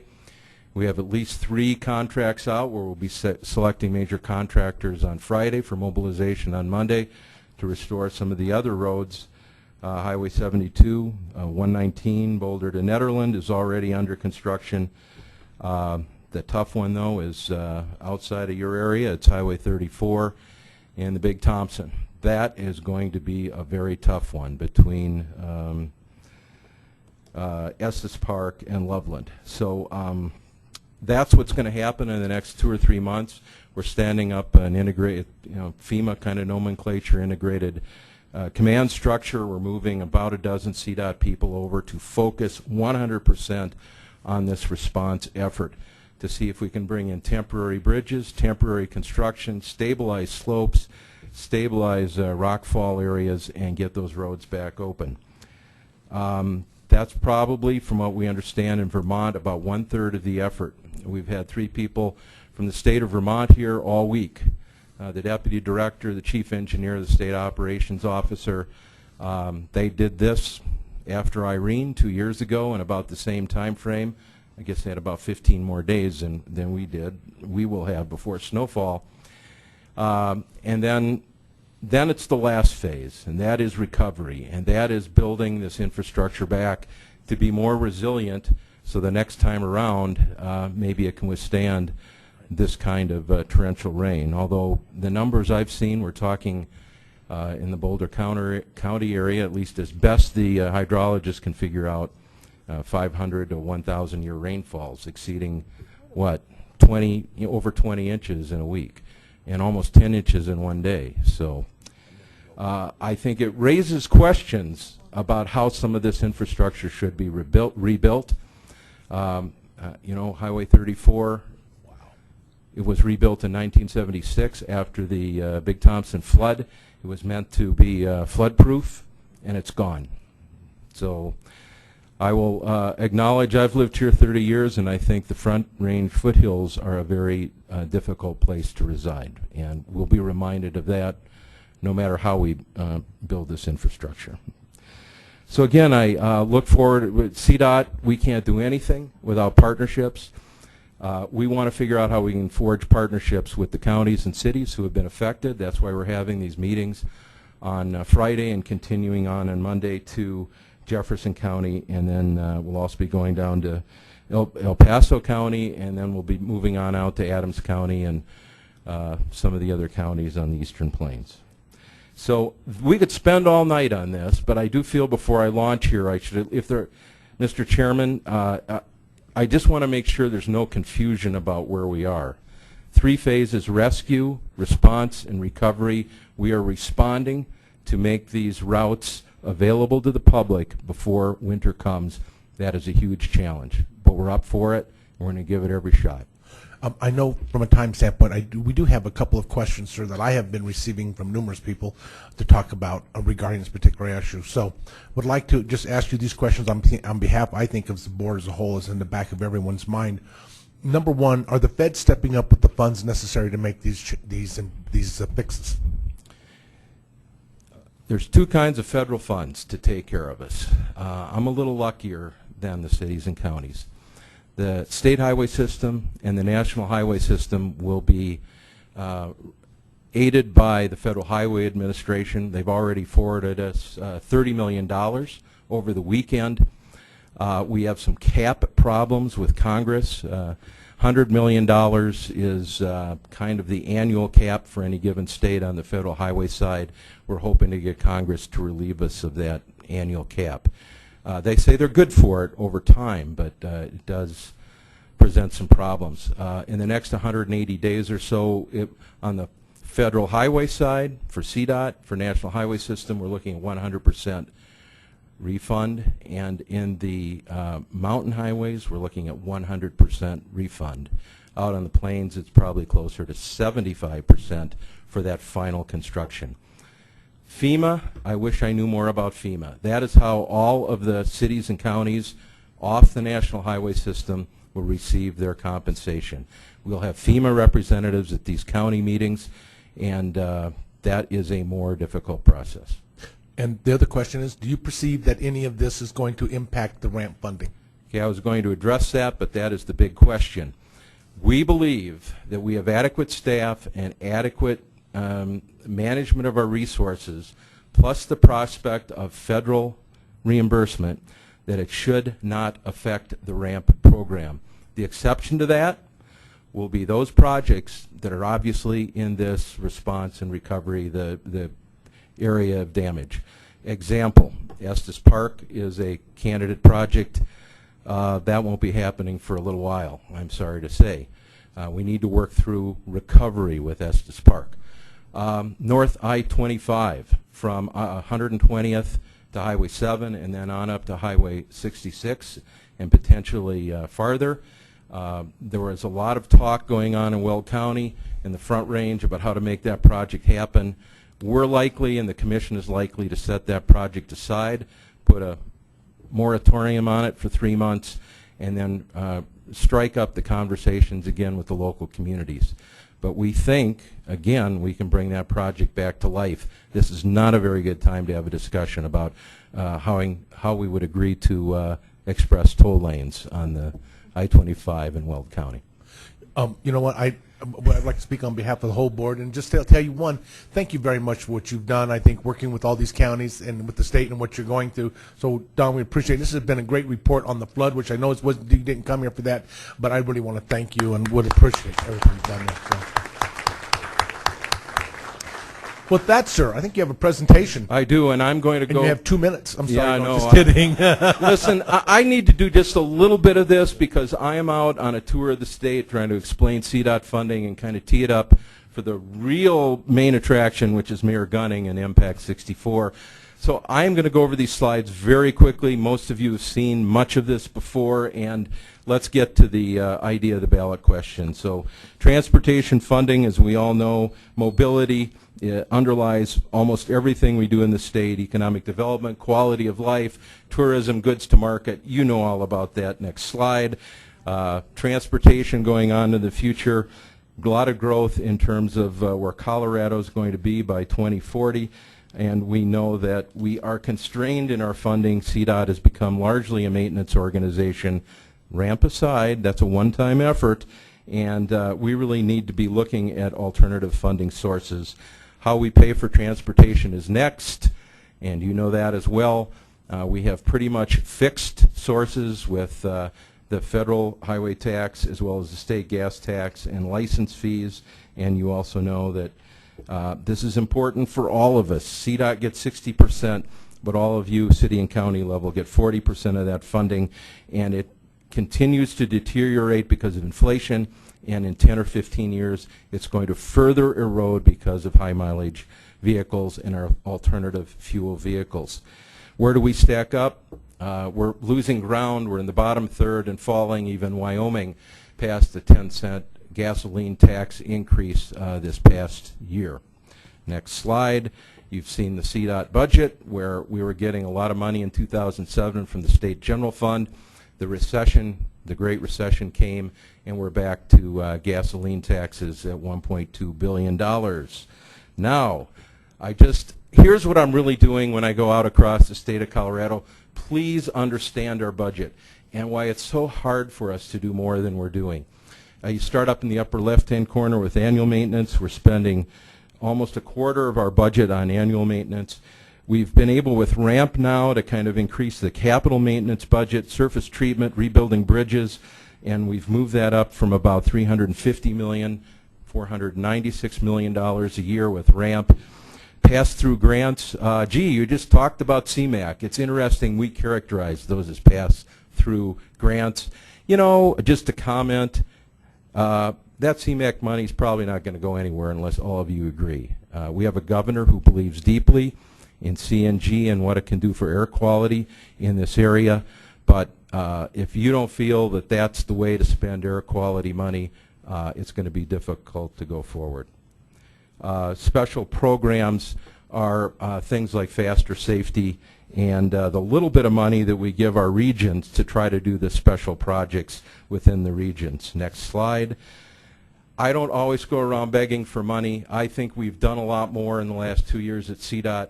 I want to talk about getting more out of the system with what we have and more dollars to construction. That's RAMP. In terms of getting more out of the system, this is the big problem statewide. They like to control the surface treatment money as we go all around the state. It's really been a regional decision. I'm saying I need to bring those surface treatment decisions up to the top. We're not doing well on our rural interstate system. We need other ways to treat the very low volume state highways across Colorado. Some of those highways have only 200 and 300 vehicles a day.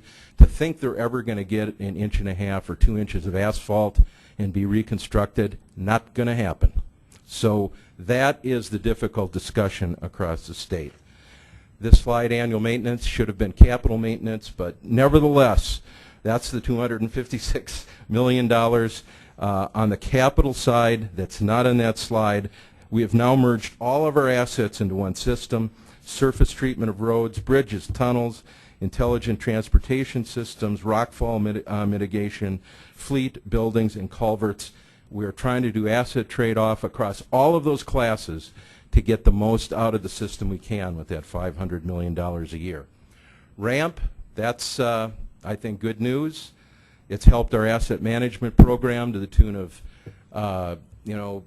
probably an $800 million over the 5-year period. And we have, on the staff recommendation, $693 million in partnership projects and operation projects that were released last week. They're going to be discussed by the commission tomorrow. I think you all know who the who's on that list. I must say, I'm not sure it's done yet, but there seems to be some support for that list that went out. So if you're interested in what the commission's going to do with that, they're discussing it tomorrow, and we hope to make the final awards in October at the commission meeting. So there are the RAMP projects as they are spread across the state. There's no question that when we said we're going to do RAMP partnership projects, it favored the Denver metropolitan area because that's where some of the money is in terms of forming those partnerships with local cities. But I'll tell you, we were surprised. Pueblo said, we'll take back state highways. We'll maintain them in the future. We'll take the money that would have gone into CDOT maintenance. We'll make that our 20% contribution, and we'd like you to invest into I-25. That's what's most important to Pueblo. It blows me away that Pueblo would have that kind of foresight and say, we will help you construct I-25, reconstruct it, even though it's an interstate. And I think you've all heard the story probably about Highway 9 in Grand County, where a rancher, hedge fund manager, kicked in $4 million. Grand County raised $4 million. I mean, almost down to bake sales, and they are creating a $40 million safety project and wildlife protection project in Highway 9 in Grand County. Great stories all across the state, as well as I think some great investment money for P3s in the Denver metropolitan area, including C470 and North I-25. I'm done. This was the deficit per year as was established, or at least characterized by TBD Colorado about a year ago. Maintaining the system was $157 million short. We've largely, for the next 5 years, taken care of that. Rural road safety, a big deal. Just the statistics on that, I think it's like 15% of our population lives outside of cities. It's a very small proportion in Colorado, but fatal accidents, rural areas account for about 50% of all fatal accidents in Colorado. That is very important for all of us to make that investment. Congestion relief in the metro area, as well as up and down the Front Range, and trying to get some interregional transit. The total is $772 million. I know I won't get that much money out of any kind of future ballot issue, but Mayor Gunning is here to tell you where MPAC 64 is on transportation infrastructure for all of Colorado. Thanks. Thank you very much, sir. Mayor Gunning. Okay, next slide. All right, Mayor Jim Gunning, Mayor of Lone Tree, the chair of the Metro Mayor's Caucus, and currently the chair of the MPAC 64 effort. MPAC 64 is an effort don't change the slide. Well, you can leave that up there if you want, but MPAC 64 is the Metro Mayor's Caucus, Progressive 15, Club 20, and Action 22 came together about 18 months ago to talk about transportation funding on a statewide basis. And we've been pursuing that over the last 18 months with the support of CDOT and the help that they've been giving us in terms of what we might do and what it might cost. So next slide. Mr. Mayor, would you mind, is there any way we can get the mic a little higher? That other guy was... Yeah, I know. Thank you. So, the local needs in the local area, I think you're all well aware, CML and CCI have both made statements and talked about the need. Next slide. That is an old slide. I would say we're up to 2 slides. That's just sort of an idea of the number of people that are sitting around the table in this discussion, and that's what I call it. It is a discussion on the MPAC 64 effort. Next slide. So last November there was a poll taken. Have you guys seen that at Dr. Cog? No. I don't think so. I don't think we've had a discussion about it, no. I'm going to run through a couple of the slides then. Next slide, please. So last November, 1,000 voters throughout Colorado. Was a statewide poll. You look at that, 50% thought the roads were okay, 50% didn't think the roads were okay. Next slide. And you talk about a budget increase, the voters did recognize that we really need to invest in transportation. Even without any education, 52% said, yeah, we need to put more money in transportation. It's a good sign. After you kind of explain the situation, 64% said, we definitely need to invest in transportation. Next slide. Okay, you talk about revenues. If you talk about gas tax, and this is not just Colorado, folks. If you talk about gas tax to a voter, it is a resounding no almost all the time. Next slide. There's a couple of recent polls that'll tell you nationally people do not like the gas tax. It may have been passed in Wyoming, but they don't have Tabor. Next slide. Okay, when you talk about new revenues, just in general, you can see that when they got to a sales tax, and just a general question about sales tax for half cent, 58% of the voters said, hey, we could probably do that. Next slide. So when you take a look at that and what we were trying to do in the polling that was done, most of them right at the $60 per year, which is about a 0.7 cent sales tax, 68% of the voters were already in favor of that when in the polling. So most everybody in this room is a policymaker. You know that you want to start high because after you get into a campaign, you're going to work your way down. So already we're at 68% in that particular category. Next. Okay, transit was a part of the polling, and I think you'll see that over 60% statewide really believe in transit. In fact, in this effort, when I started out, transit's a big issue in the metro area, obviously. But I will tell you that around the state, transit is really valued, and there's a lot of demand and expectation for future transit, even in the different areas. It might take a different form than it does here, but transit is a value system for them. Next slide. So that's just up there to show you that when we started looking at this and the number of people we were talking to, we felt we needed to net at least $250 million. Maybe this guy behind me said we needed to net $250 million a year for CDOT, or it wasn't really worth going to the ballot.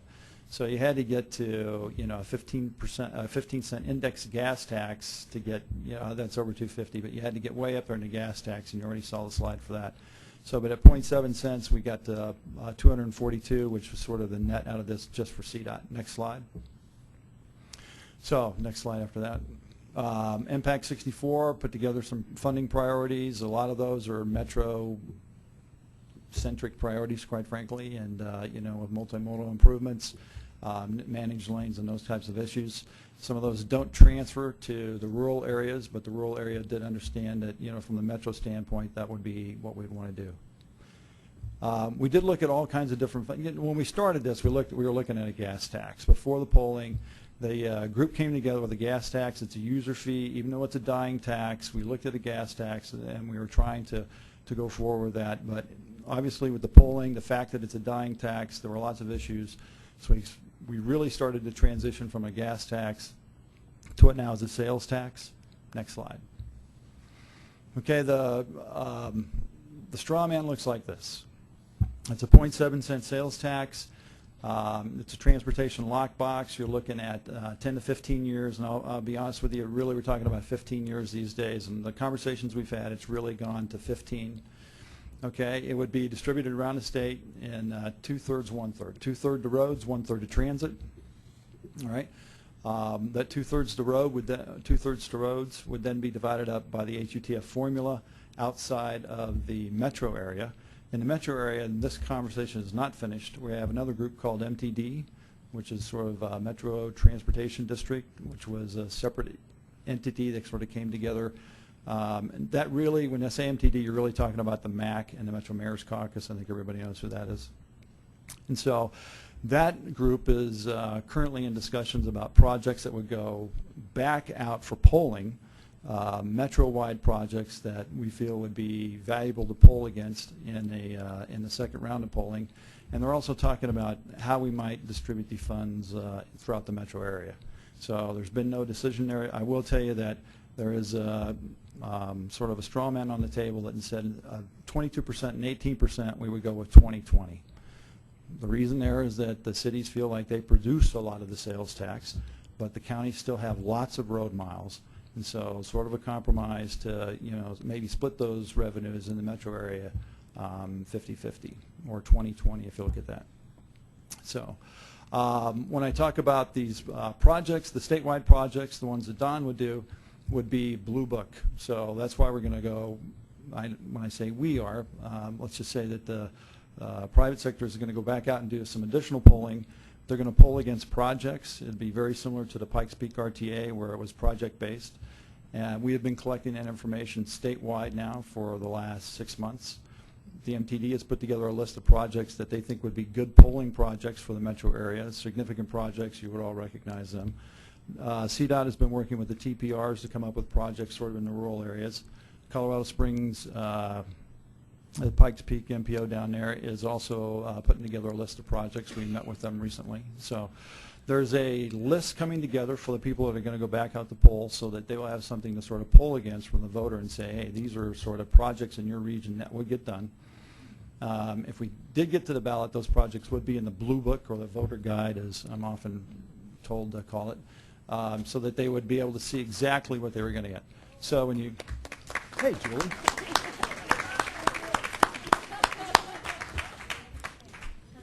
It's very good to see you. Yeah, you have really been in my thoughts, given the pictures on TV. So I kind of lost my place there, but Oh, I think we were talking about polling. So the polling would go back out and take a look at a project list that would be statewide. The other revenues would just flow to the local communities. It's basically a tiered approach. So CDOT gets their revenue, and then it tiers down to the counties and the cities. And if it were to go to a ballot, the counties and the cities would be responsible for communicating in their local areas what kind of projects they might be willing to do. Those would not be Blue Book projects. Transit. Transit, a third of that goes to transit, and the transit folks, CASTA, which is the statewide transit agency group, as well as RTD, would share in these funds. And so there's a straw man that the transit folks are putting together. I'm often asked, and it's true, RTD would net a pretty large sum of money out of this in total, but they are the largest transit agency in the state. So, all right, next slide. This was based on a 10-year average. To be honest, on a 15-year average, that number goes up a little bit, but you're talking about $605 million a year roughly, and you can see how it breaks out, 405, 200, and on down. Next slide. Okay, the fuel tax, as we, and this was, I want to tell you, from the Impact 64 effort, very, very difficult to start talking about a sales tax, folks. In that group, nobody really wanted to talk about a sales tax. It was driven by the voter and the necessity. I think Don laid it out pretty clearly. You already know the necessity in the metro area. For those of you who are not exposed to the rest of the state, their need is, you know, we think our need is great, but I've had a chance to spend the last year talking to them, and their need is really overwhelming. I think when you see private investors trying to fix their own roads, and when you see what they're doing in Pueblo, you start to understand their sensitivity to more transportation revenue. So even though they still believe that it should be a user fee, the need is now. And the other thing that I think we like to talk about a lot is that this is a transition to a new transportation funding system in the future. So the gas tax is dying. It's going to continue to be less and less and less. We didn't stop up there, but you know, VMT is often talked about as a possible funding mechanism in the future. So when they asked the voter about that, 72% of them said no. They pulled them aside, tried to explain to them what it was, and after they finished with that, 76% said no. So that line always gets a laugh. It does. It does. But it's a fact. So you know, I think you all know the need. We do have a need now, and so this is often talked, or I often refer to this as a transition to a new transportation funding system in the future. The solution for that is not yet on the table. And quite frankly, as policymakers, I challenge all of you, as I do as Don heard me, you know, that it's going to be your job while you're here and for those who come after you to start engaging the public on how we're going to fund transportation in the future. But in the meantime, we still have to take care of our roads. So this is just a, you know, a 15-year stopgap for where we're at. And I really don't know what the solution is in the future, because if they keep rejecting some of the ideas that are on the table, we're going to have problems. Next slide. So there's never a good time. I will tell you that when we first engaged in this, when we first started talking about this, I didn't think that we'd be where we are today. So we've gotten much further down the road with this discussion than I think anybody envisioned. I've been told by a lot of people who have been doing this is the most dynamic transportation discussion we've had in Colorado in over 20 years. That doesn't mean it's going to get to the finish line. It just means that it's a good discussion. So where are we going next? The idea is to hopefully go back out for polling in November, after the coming November elections, and take the straw man out. There'll be some additional questions in there. There's still some, there still is, some of the partners would still like to talk a little bit about more about gas tax. And I want to be very honest, the people who did the polling last time are a little curious about the voters' reaction to the gas tax, and so I think they're going to explore, they want to know a little bit more about the voter. Some of the information that came out of that polling surprised a lot of people, and so they want to do a little bit more investigating. So we're going to go back out, poll around the straw man, do a little bit more investigating about user fees, I think, and then come back to Impact 64 with some of that information and some of the users, and then we'll kind of make a decision about where we go from there. So I want to make it very clear that the Metro Mayor's Caucus has not yet said that they're willing. What the Metro Mayor's Caucus gave me the permission to do was talk about sales tax as an option. They did not give me permission to say that the Metro Mayor's Caucus was willing to go to the ballot with a sales tax. I see a couple of mayors shaking their head at me. So I just wanted to make sure that that was clear. And I usually try to clarify that when the audience is appropriate. And so we're going to take that polling in at the Metro Mayor's Caucus with the Impact 64 group, see what it says, and try to make a determination about where to go next. Any questions? Ms. Becker. I have a comment. Yes, not a ma'am. question. Is that okay? That's fine. So thanks for your work on this. I'm really glad you guys are taking it on because it's obviously an important issue, and I recognize that transportation really is the base upon which we all, everything else functions. So, and the last point, I mean, you obviously understand the concern is local government officials we have around using all of our sales tax capacity for transportation because it's obviously the most significant funding source that we have as local governments. And so I do appreciate, it sounds like you guys are going to go look at the gas tax more. Yes, it wasn't increased since 91 and it wasn't indexed to inflation then, and I just wonder if we have the opportunity to do some education around there, and if there's a hybrid approach where it's maybe a little bit sales tax, maybe a little bit gas tax, maybe that gets too complicated, I don't know, but those, as much as I support additional transportation funding, I do have concern about the 0.7% sales tax being a little high, and really thinking that a gas tax is a much more logical solution. So I just want to encourage you to keep working on that. Again, the polling will look into that a little bit more. But I want to be, for everybody who knows Floyd Cerulli, he's often quoted as saying, "You'll never pass another gas tax in the state of Colorado." I used to think, Floyd, but I now know that he's probably correct. So we can continue to go down that path, but you can see that not only the polling, when you talk to the voters, are not interested in the gas tax. So we will get some more information on that. I do want to put something on the table. When you talk about sales tax, it's a very sensitive issue for cities and counties. Believe me, I'm the chair of the Metro Mayor's Caucus. I know how sensitive sales tax is to cities. So, but I will tell you, when you go to the mountain towns, they've been using a lot of their sales tax to put transit in. And so, down in Colorado Springs, there's already the Pikes Peak RTA. And so I like to put this on the table. I think Don cringes when I do, but I think it's a policy statement that we could make, and that is that when you push this through, if you were to push this through, then you should be able to supplant some of your local taxes. It's not one for one because you don't get one for one back. But in the mountain towns, if we were to pass a statewide 0.7 sales tax, they might be able to reduce their local taxes to some extent. And the same thing for the Pikes Peak RTA. It's not a one-for-one transition, but I'll tell you where I stand. Trying to put the statewide transportation system back together, something has to be done, and that makes a powerful policy statement to say that you can come together as a state, pass a statewide tax, and then sort of reduce some of the local taxes, and come together as a state and say, hey, we're going to fix this problem. The system is balkanizing.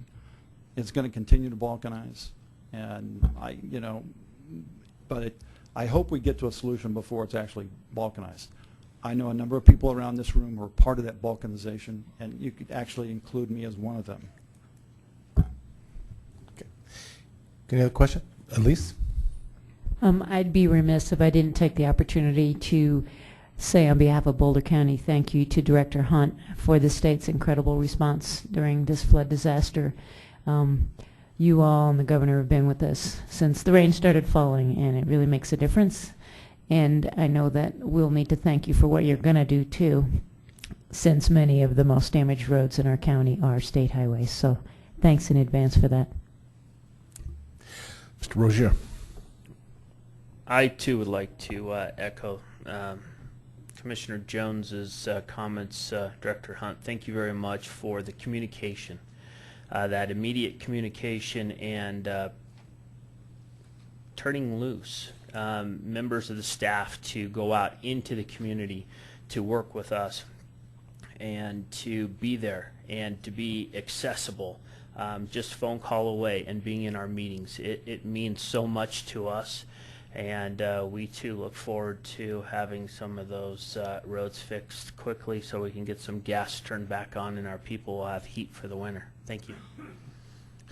Ms. Sheffel. Yeah, Jim, I've been to 3 different places and had the same question asked to me, interestingly enough, by even a transit organization. Can you explain the thought process or how Impact 64 establish the transit share that's being discussed? No, not. I think we're all laughing about that question. Which transit share are you talking about? The third? Or the transit the strong question man? that's been posed to me relates to RTD and RTD's share, and why would locations outside the RTD service area be willing to subsidize RTD? Well, I can answer that. Well, okay, we'll see what he says. All right. let's try this on. It's rare that I ever see my mayor speechless. So I'm Yeah, it was pretty good. I have an answer, but I think Don's is better. All right, on the highway side, you all subsidize the rest of the state. Give or take, 50 to 60% of the money comes from the Denver metro area, and give or take, you get 40x% back. But you do want to get those goods to market from the agricultural areas. We've got oil and gas development. We've got tourism for the state of Colorado. You all like to go recreate in the mountains. So that's, I think, a pretty, you can argue it, but I think that's the way it is in most states. Transit's a little different, and what we said on the transit share, Denver Metro generates about 60% of the sales tax in the state of Colorado, and for transit, they'll get about 60% back. Okay. I'll just send people to you, Oh, well, was that the answer you're looking for? And you've been, so you know that CASTA is okay with that. They have a straw man, and they remain very supportive, from a statewide standpoint. Part of it did start from the fact that what was the demand requirements from the state from an annual maintenance projection standpoint, and then they worked back from there, and that's how the process started. But if you're asking, is there a scientific formula that got us to that point? No. I go back to what my economics professor said. Taxes ought to be efficient and equitable, and I'll just say in Colorado they have to be winnable. Yeah. And so what will everyone agree to, and what can we get 51% at the ballot? Okay, Mr. Vigil. Thank you, Mr. Chairman. When we take a look at and I'm talking for me personally, the choice between a gas tax or a sales tax, I personally don't feel that a gas tax is going to be our future revenue stream for our roads. I think we need to start looking somewhere else, and to try to increase the sales tax or the tax on the gasoline tax doesn't make any sense at all whatsoever. I think that we're trying to fix something that I feel is not going to be sustainable in the future.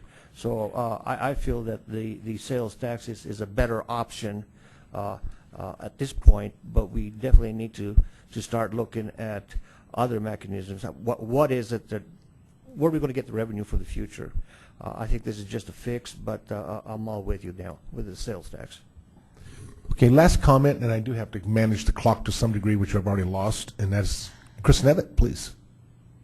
Thank you, Mr. Chair. I guess I'm asking a clarifying question. So the gas tax, we call it a gas tax, but it's an excise tax, right? It's a tax on volume, not on Specific tax. price. It doesn't matter what the 22 cents a gallon at the Right. state level. Right. It's collected up at the distributor level, even though it's nominally supposed to be an additional tax at the pump. It really is collected upstream. Right. So no matter what the price of gas goes up and down, the gas tax remains flat. Right. And the sales tax you're talking about is a sales tax on everything, right? It's a sales tax per the current state sales tax, which exempts food. Right. So it would follow the state model. Many localities take the sales tax to other goods. Right, but it would be a state sales tax. It would So be a current state. State at 2.9%. And it would go to essentially 3.6, but Right. the 7/10 would be earmarked in some fashion Right. for transportation. Is gas subject to any sales tax No. of any kind anywhere at all? It is in 8 states. It is not here. It would, if we applied the 2.9% sales tax to gasoline sales, it would raise about $60 million a year. It was also polled, in the polling again, when you talk about a gas tax period where the sales tax that piece was pulled. The polling was much more extensive than I had time to show you, and so that piece was also pulled. And if you just say gas tax, the voter has they're not interested in you touching the gas tax with a sales tax or in any shape or form. Really? So they'd rather have everything else in the world taxed, but they want gas to be tax-free. That is bizarre. Hey, the problem is, and Jim often says this, we've moved beyond the gasoline tax being a user fee. People have forgotten that. And I think what happens, Councilman, is that people believe that they can modify their general expenditures and have an effect on how much sales tax they pay. They feel like they've lost control of gasoline. They have to go to work. They have to take the kids to school. And they can't moderate the gasoline purchase. And that's what I get back from reading and focus groups. Simply subjecting gas to not just state sales tax, but all the local sales taxes is something that pulls as badly as increasing the excise tax. I recently I probably talked to 4 or 5 reporters, maybe you saw the recent Denver Post op-ed. And so, and every one of them might say the same thing, that the voter has disconnected themselves from the fact that the gas tax is a user fee. Every one of those reporters is just like you folks. They're policy-wise, and they're like, hey, that's a mistake. And they don't like it either when I talk to them, but, I'll tell you, they do acknowledge that voters have sort of disconnected from this user fee. I don't know how to get that back, Chris, and, the polling says that we probably can't get it back. So what do you do between now and gas tax is dying? How much effort do you want to put into something that really is not going to be the funding mechanism in the future? Okay, I think with this we're going to call it. We need to move on here. So I want to thank you very, very much, Jim and Executive Director.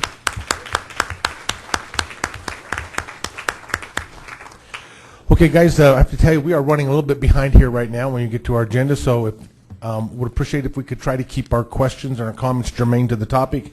Unless you just have an itch that you have to scratch, then I will recognize that also, but we'll move on as expeditiously as we can, please.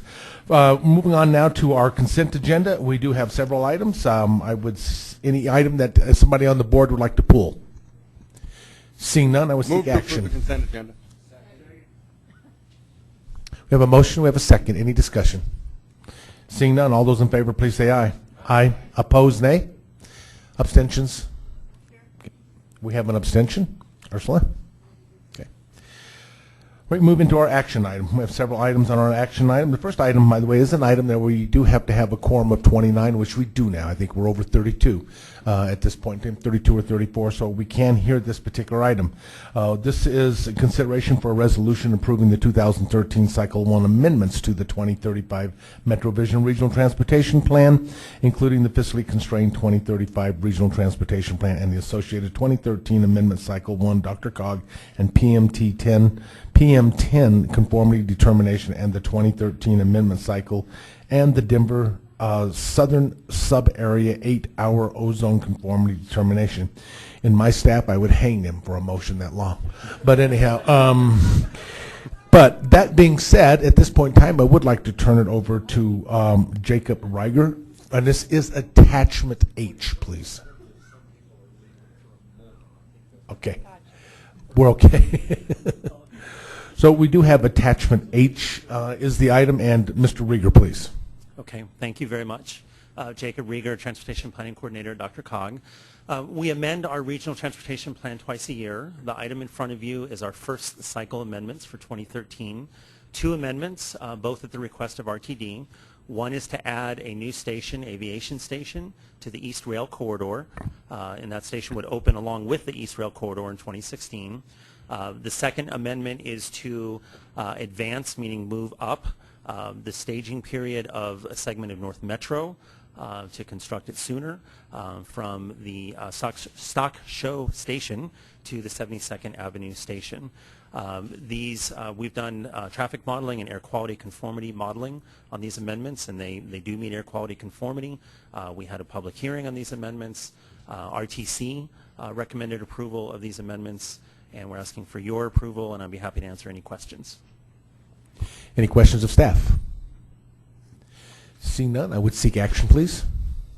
Mr. Nevitt. To adopt resolution approving 2013 Cycle 1 amendments to 2035 MetroVision Regional Transportation Plan, including fiscally constrained 2035 Regional Transportation Plan and the associated 2013 Amendment Cycle 1 Dr. Cog, Color, and PM10 conformity determination, and the 2013 Amendment Cycle 1 Dr. Cog, Denver Southern Subarea 8-hour ozone conformity determination concurrently, pursuant to the resolution as attached to the materials as found at page 37 and 38 and 39 of the material packet, hopefully having stalled enough for the remaining members to return to the room so that we have the necessary 29. Sold. We do have a motion. We do have a second. We do have a quorum established for 29, so we can hear this item and we can vote. Any discussion? Seeing none, I would seek a vote then. All those in favor, please say aye. Opposed, nay. Abstentions.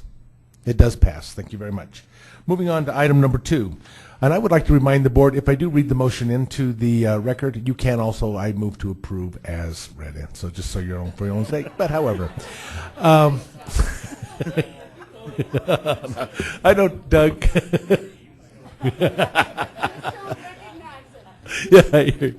The next one is consideration for requirement for an annual review of the fast tracks with requirement for a fast tracks SB 208 change report. This is attachment I. Jacob Rieger again, please. Thank you. So at your July meeting, we introduced this resolution to you, which proposes to change the way that Dr. Cog conducts its review responsibilities for fast tracks.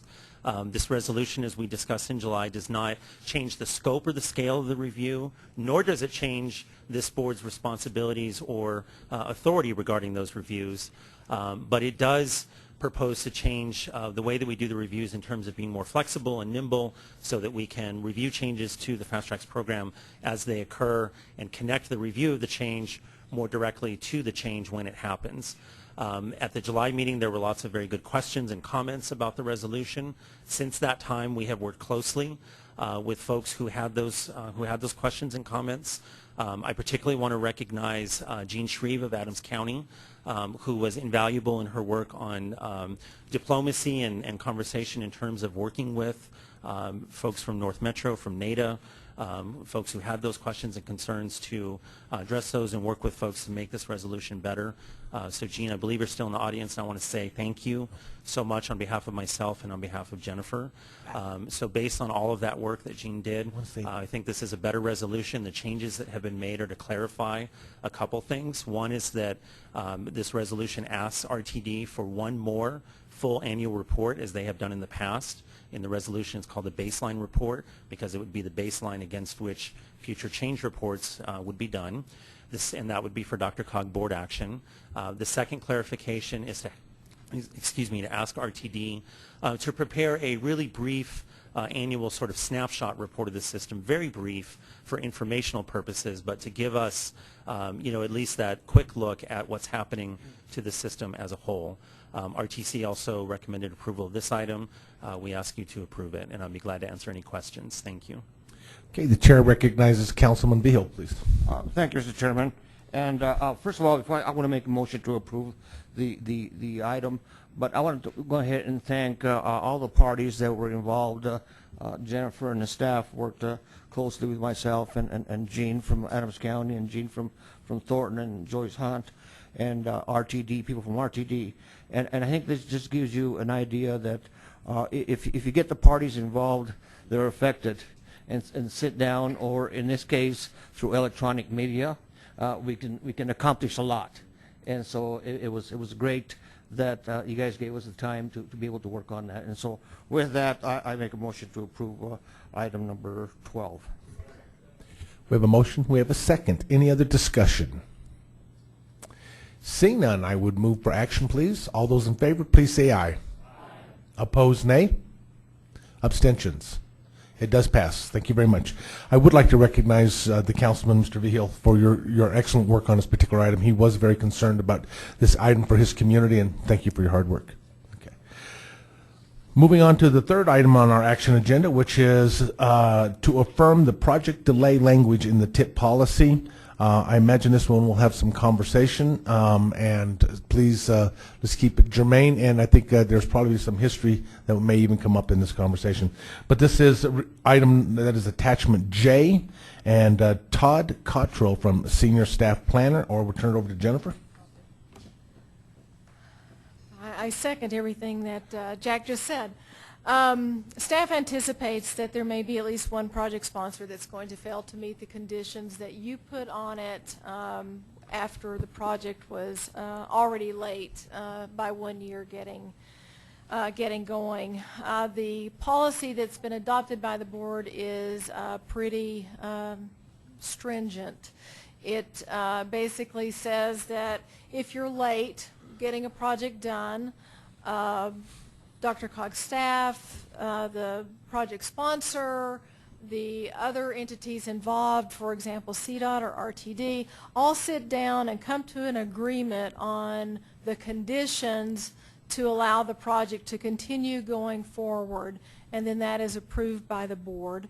And then the project sponsor has whatever time the board allots to get the project done and meet whatever additional conditions there are other than just the project deadline. This was a very arduous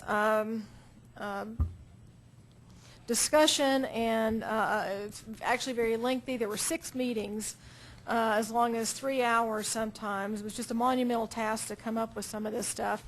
But at the very first meeting to discuss project delay, FHWA's regional administrator came and attended and said, your project delay process is too lenient. That was back when we had the 3 strikes rule, which usually turned into, if you went 3 strikes, you really got a 4th. And FHWA said, here's the deal. You've got money tied up in the TIP that others could be using. This is one of our key goals going forward, is to get that money out on the street. So the recommendation from the work group, which is who the board assigned to do this, that was a combination of board members and member government staff, the TAC, MVIC, the board, they all passed this unanimously. That was 3 years ago. In the board deliberations, there was 1 member jurisdiction that objected to the policy. They continued to state that they felt the Dr. Cog board, or that the project sponsor should have the opportunity to come to the board to appeal before the project was taken out of the TIP, which is what you all eventually passed. But the discussion that ensued was that if money is being tied up for years and things aren't happening, and FHWA has made this a goal, and we need to get this money out on the street, and we're keeping other folks from being able to spend it, and frankly the board has had the final say. They approved the conditions that everyone involved agreed to, so the board has had its final say. So if you're going to allow it to come back to the board, what value is in that? Because the board has already spoken. It's approved whatever the project sponsor and all the parties have agreed to. So I guess with that I'll just stop and see what questions you may have. The staff recommendation is to maintain the existing policy. I know it's not popular, but it's the policy that you adopted. There is no discretion in there, not that I'm asking for any, but I'm just pointing out that the policy says that if you're late after this 1 year and you've agreed to these conditions, the board has approved these conditions, and you still don't meet those conditions, that the project comes out of the TIP and those dollars are freed up for other project sponsors who may be able to get something out the door right away. So anyway, like I said, I'll stop there and let you all talk, because I know that this is going to be a divisive issue. Commissioner Henry, you had your hand up first. Yes, because the project that's cited is actually an Adams County project. It's the Clay Community Project. And I totally agree with what you're saying in regards to that, because money shouldn't be tied up for years, and it should go back into the community. But what I do want to suggest is that, and first of all, I want to say it's going to be on time, September 30th. We just got CDOT to sign it, so we got it. And it was today they signed it. It was a phew. So with that said, I do want to make a recommendation of clarification, because what it was is our paperwork was sitting on CDOT's desk. And considering the catastrophe that had just happened, needless to say, that was probably on the back desk of CDOT, considering everything else that they had to address within the last 6 days. So I'd like I would like to recommend a clarification of the DRCOG tip policy to note that if a project sponsor has completed and submitted all of the necessary paperwork to CDOT, and the last steps are to receive CDOT and FHWA approval to go to the ad or initiate the project, that DRCOG staff could extend the project delay deadline to meet the board conditions for the first year delay. And that's just because you just don't know what's going to be on the horizon. You just don't know. On an emergency like what just happened this week, CDOT definitely was not going to be focused on any projects other than what was going on at the time. So that's just my recommendation. Mr. Benson, I think you were next. Well, does the policy really get into the circumstances surrounding why the project is behind? No, it doesn't. In fact, well, the policy recognizes that the project has already been delayed, and that the project sponsor and whomever else, along with DRCOG staff, have gotten together and determined when the project sponsor thinks that it will be ready, and what other conditions they may need to make, like getting to ad by a certain date. And then that comes to the board, and the board says, okay, these are the conditions that everyone's agreed to. This is the date that we expect things to happen. If they haven't happened, the policy says that project comes out of the TIP. That is what you adopted. Well, shouldn't the reasons why it's behind be some part of this policy? That's, In other words, I can tell you what the policy is, and like I said, there were 6 meetings of the work group just to go through this. There were extended discussions. I'm sure that was part of it. And we all know that things do happen, absolutely. The problem that we've experienced, and the problem that FHWA was trying to get DRCOG to address, was that projects continued to languish, and each time a sponsor came to the board, they had, whatever the reason was, they had a reason, and the board, in fact, since I've been here, I'm unaware of the board ever saying, no, we're done. You're done. We're not going to do this project. So projects continued to get delayed and delayed and delayed. So that's why FHWA said, we can't have this money sitting there. You're tying up projects that could go. Moreover, you can't go to Congress and complain that you don't have any money when you've got millions of dollars tied up, and that's certainly not the case in this particular instance, but millions of dollars tied up in the TIP. You are too lenient on this. You have to get it fixed. This was part of the federal certification of the MPO. FHWA, I'm sure, was very serious about it. Like I said, the regional director actually came to the first meeting to say, you're too lenient. You have to address this. This is a key focus area for FHWA to get these dollars out on the street. And so this was the recommendation of the work group, the TAC, MVIC, and this is what the board passed. I would like to take, I do have a couple names, but I would like to make a couple comments on this particular item, and I think it's very important we do that. And I don't know where we're going to be on the status. We're not actually hearing this situation. What we're hearing is the TIP policy. we have to go back and establish in time why. And that's the first thing we're going to have to establish. And the reason why was we had some jurisdictions that had extensive, not one, not two, extensive numbers of projects continually late for as much as 5 years.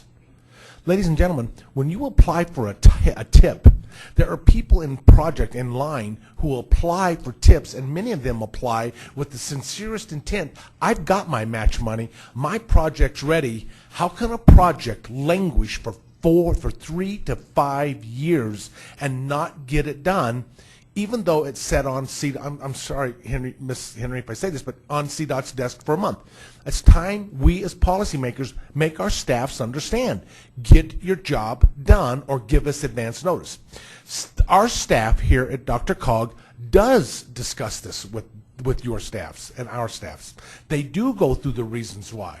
But the problem is those reasons why will just languish forever and ever and ever. We ended up, in this case, we had several projects, because I remember this going back when, there was several millions of dollars tied up at a time of our economy, and we said, what are we doing? So the FHWA was screaming. Then we had people who were not working to get their projects. You submit a tip, the intent is you really need to get your project off the ground and going in a time frame that's reasonable. Otherwise, why don't we all just heck with it? Yeah, I got match money in 5 years, but I'm going to say I got it now so I get my project funded. Heck yeah, I can meet that criteria, but I'll got 5 years to get it done. So the point is, what we need to really do is concentrate on making sure we as policymakers, that our staffs are doing their jobs, because that is part of our role here as we go down this road. And so I just want to say, from that standpoint, that's how we got to the point in this policy, was to stop the abuse of the situation that was taking place, frankly. And so then that's where it was. But I got to follow my list now. And Councilman Nevitt, you were next. Thank you.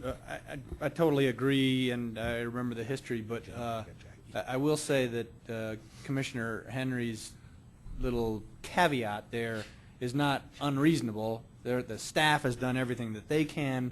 It's entirely out of the hands of the local jurisdiction. It's just sitting on CDOT's desk. So that I don't, on its face, it seems reasonable to me. I'd be curious to have the reaction of staff. Is this yet another excuse? I would say this would be the only excusable excuse, but I'd like to get a reaction. Personally, I don't want the discretion, because my concern is I do think that what the commissioners laid out is a reasonable excuse for not having it done. But there will, as sure as we're all sitting here this evening, there will be another one that's a little bit more questionable. I come up with a new deadline, like in the commissioner's motion, and CDOT, asked for more information. RTD didn't get it in the right format that they wanted. There will be something else. I would prefer, if you're going to modify your policy, just bring it back and you all make the decision, because if I have the discretion, we're going to be back here anyway, because someone is going to be upset that it still didn't work out the way they had anticipated. Staff said no, and they're going to make the appeal anyway. So if you're going to do that, you might as well just bring it back and let the board decide it. Councilwoman Molay? I'm just wondering if this policy actually worked for us for a change. I'm wondering if the fact that this policy was in place was the impetus to get CDOT to move forward and actually get the paperwork through, because there was an opportunity that this project was going to be dropped off the tip if we didn't. And in some ways, I actually think it's a good policy to have. We are self-policing ourselves. And frankly, you guys, we've all sat around and complained about how we want to be at the policy level, and we don't want to be caught up in these meetings that we have got to go over all of this mundane detail. And if every time we have a project delay, all of our projects are delayed for good reasons. There's no bad reason. We all have reasons why things are delayed. So I actually like the fact that we have a hard and fast rule, that we hold ourselves accountable, and we can go to CDOT and say, look, get through this or I'm going to lose my project. We have a great example to call on. Adams County almost lost a great project because you didn't get your paperwork in CDOT. Dr. Cog is serious about this rule. Mr. Benson.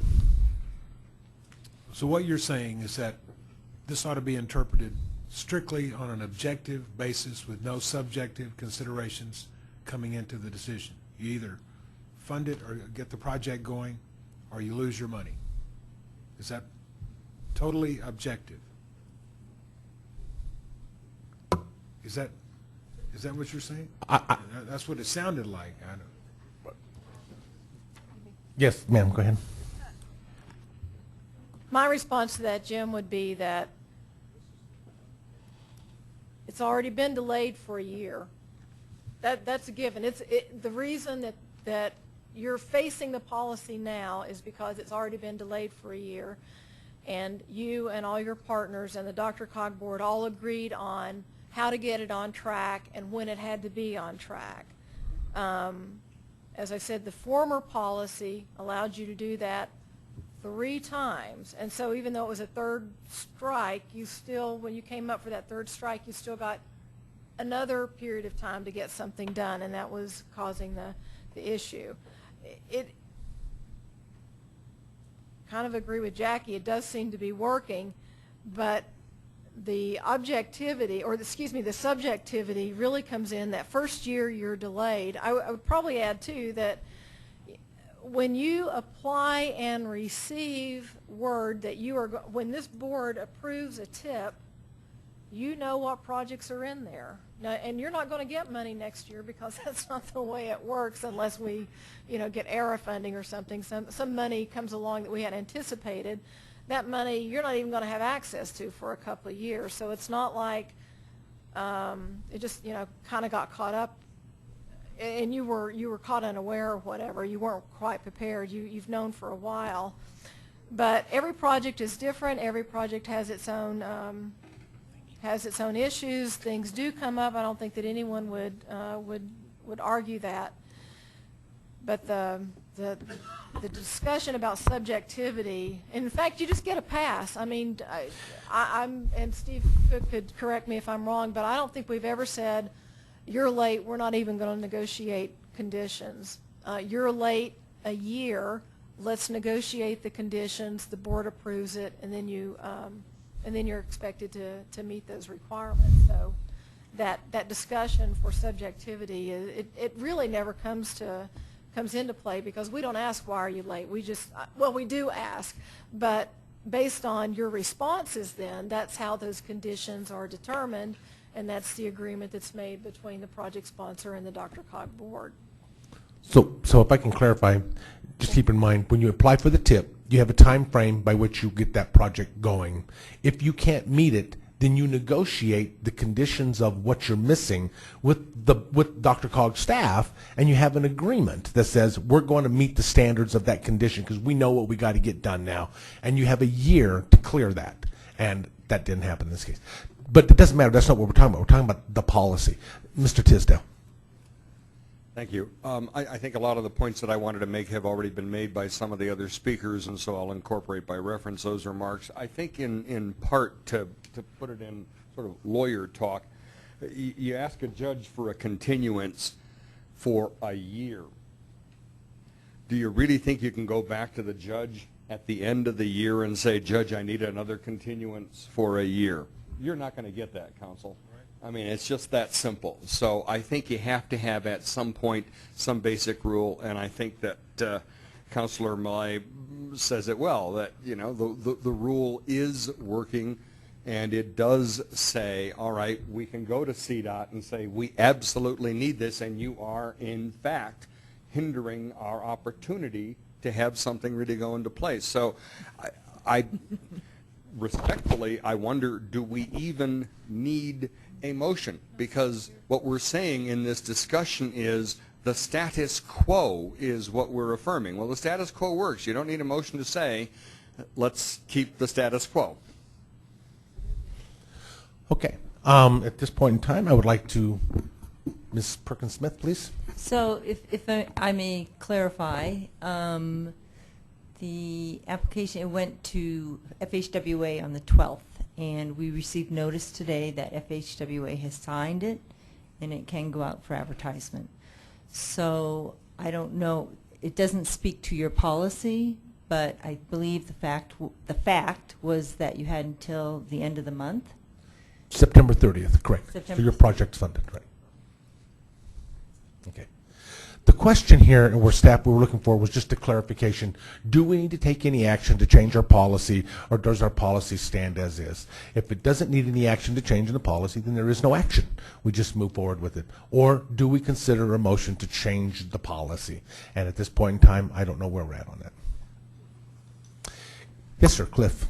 I think that the point of Commissioner Henry's problem is that FHWA, who made all these requirements, is the one that was last to sign the paper. And that if that's the last person that has to sign the paper, then I don't think their project should be considered started until they sign that paper. I don't want to debate, but just because I know there is something you could do, you could submit an incomplete application to FHWA and have them send it back for additional information, giving yourself a default extension. That's why you don't do that. Okay. Any other discussion on this matter? Any other action?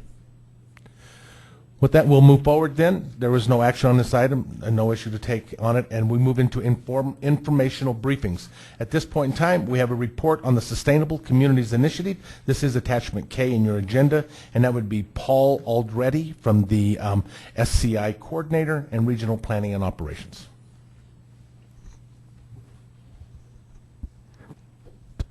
This is going to be a real letdown after that discussion.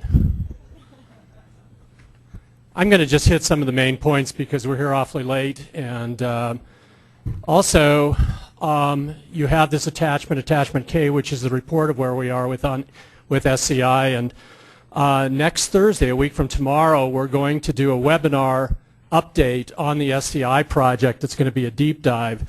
So basically what you're going to get tonight is a trailer, and unlike many of the movie trailers you see nowadays, hopefully it won't be all the best parts tonight. You know, about 6 months ago we were here and there was a lot of concern that we weren't moving forward and things were getting delayed and there wasn't much action on SCI. Now I can guarantee you the staff doesn't feel that way at all. We are moving along so fast that we're not even thinking about how to get above water. We're just learning to use snorkels. So what is going on and what are the biggies? The biggest point of discussion that we've had on this is match, because there have been several issues on match. The primary issue has been that after we committed to $7.2 million in match, that we had HUD actually come back and say, well, if you are going to use TOD funds, then you have to go through all of these processes dictated by the federal government. And the folks who were going to put that match into the TOD fund said, wait a minute, we don't want to go through NEPA and we don't want to go through all of these other regulations because we have to do this in a timely manner. So a lot of that match went off the table. We've been working very hard to work with HUD to ameliorate that situation. We submitted a plan on a corrective action plan is what they call it at the end of July about how we were going to work on that match situation. Since then, we've had meetings with a number of entities about additional match coming in.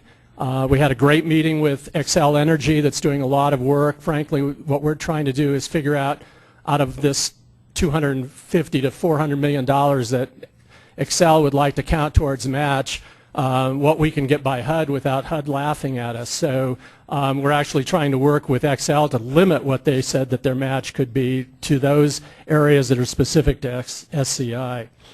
We also had a really excellent discussion with Kaiser Foundation. I think in both the Kaiser Foundation and Xcel examples, what you have is a lot of people working to be really creative. And when we worked with the Kaiser Foundation, when we spoke with the Kaiser Foundation, we talked about their existing grant funding. And in addition to their existing grant funding, which was actually directly attributable, especially when you got into the types of active, active living activities like riding your bike to a bus stop, that they were already funding. They said, well, we're not only willing to take what we're currently giving in grants, but we're willing to look at a specific grant cycle that communities could apply for that are in those transit corridors that SCI is focusing on. So, real interesting discussions. And then some others from smaller groups, including the Car2Go folks who were really interesting. They have the smart cars. And they were talking about doing programs so that populations that are underserved could get discounts to use their Car2Go program to get from where they live to the transit facilities, which is expressly for that first mile, last mile challenge, which was one of the main issues before SCI. Outside of the match, and sometimes it's hard to believe that there are things outside of match with SCI, but the board in July approved us moving forward with a housing study to develop a fair housing and equity assessment as required by the HUD grant. And then the second piece of that study would be a regional housing study to support Metro Vision 2040. There has been an initial selection of a contractor for that. We are in negotiation right now on the scope of work and budget with that contractor. Similarly, the board had approved funding to go into an economic development study specifically to look at regional needs and opportunities related to economic and community development and where DRCOG could play a role on that in cooperation with the other regional and local economic development agencies. There again, we have selected a contractor. We're very close to signing the final scope of work and budget for that, so that's moving forward. In terms of the corridor planning,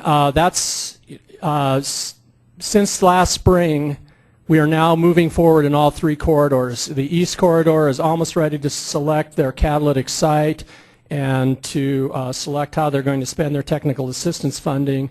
The Gold Corridor is right behind them, probably a couple of months. Today we were supposed to have our meeting, the first meeting of the Northwest Corridor working group, but needless to say there were a few people up north who had other priorities. So we did postpone that for 2 weeks, and we'll have the Northwest Corridor up and running the beginning of October. But we have the way that we've done some redesign of the process, so we believe that all of this work, that there is no danger in not meeting the milestones for all of the corridors. Similarly, the corridor stakeholder committees are also in full-on mode. We're going to have 2 corridor forums this fall.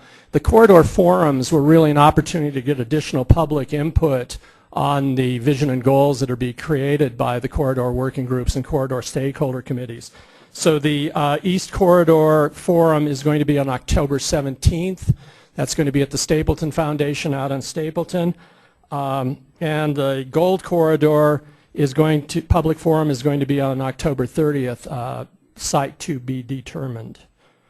We're also getting going really quickly with the Regional Resource Group, which is a group of service providers that had volunteered to work with communities on the technical assistance needs and catalytic site needs. And we had a lot of people really chewing at the bit to get moving forward on that, but we kept saying, well, we're not quite there, we're not quite there, and now we're really quite there. So we are having a conference call with all the regional providers in 2 weeks, and then on October 29th we're going to do what we're calling a resource fair, which will be at the REI flagship store downtown in the community room, where all those service providers will have tables, and members of the communities in the corridors and elsewhere in the region can go meet with them and find out what resources are available to help them. We have 2 corridor transit academies going on this fall. We have the East Corridor Transit Academy going on right now. That's Saturdays in September. The Gold Corridor will be Thursday nights in October, and at the same time we have our MetroVision Regional Academy going on Wednesday night. It's actually tonight, Wednesday nights in September and October. And then really the final piece of this is what we call OAKS, Outcome Assessments and Knowledge Sharing. UCD is kind of the formal piece of OAKS. They've got 5 case study areas that they're doing reports on. The first 2 of those, environmental sustainability and parking, will be out this fall. They're just putting the final touches on the drafts, and then we'll have an opportunity to provide input, and then they'll finalize those.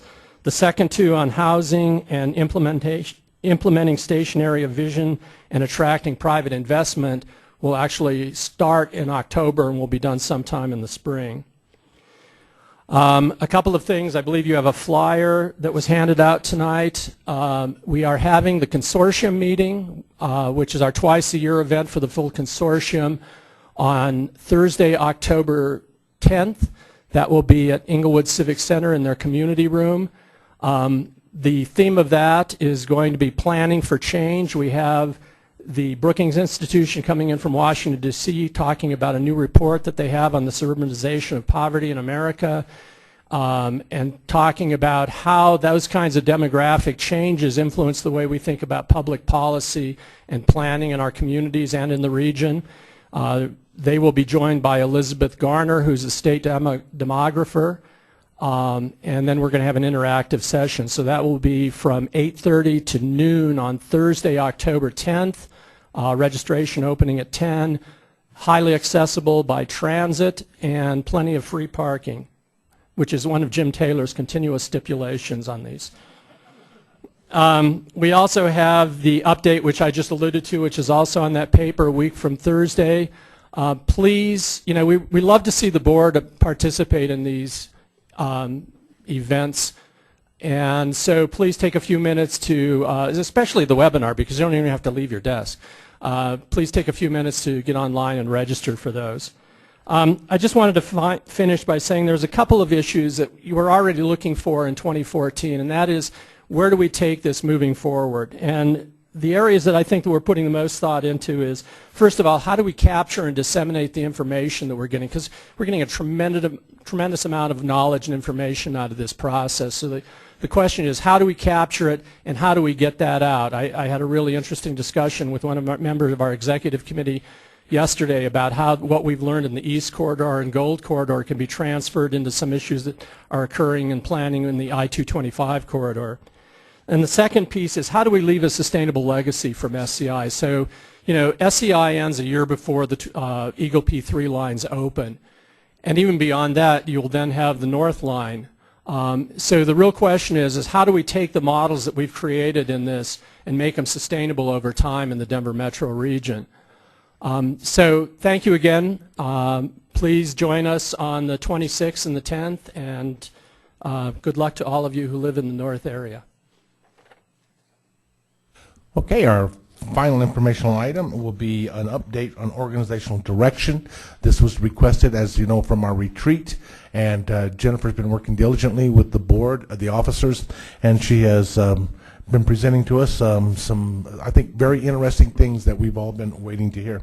And so they'll be from the executive director. Okay, I'll try to be brief. I think the air conditioning just went off, so as Jack said, I'm going to go over some things that we talked about at the retreat, tell you about the path forward. The DRCOG Chair, Sue Horn, mentioned some of this back in May when you passed the DRCOG strategic plan.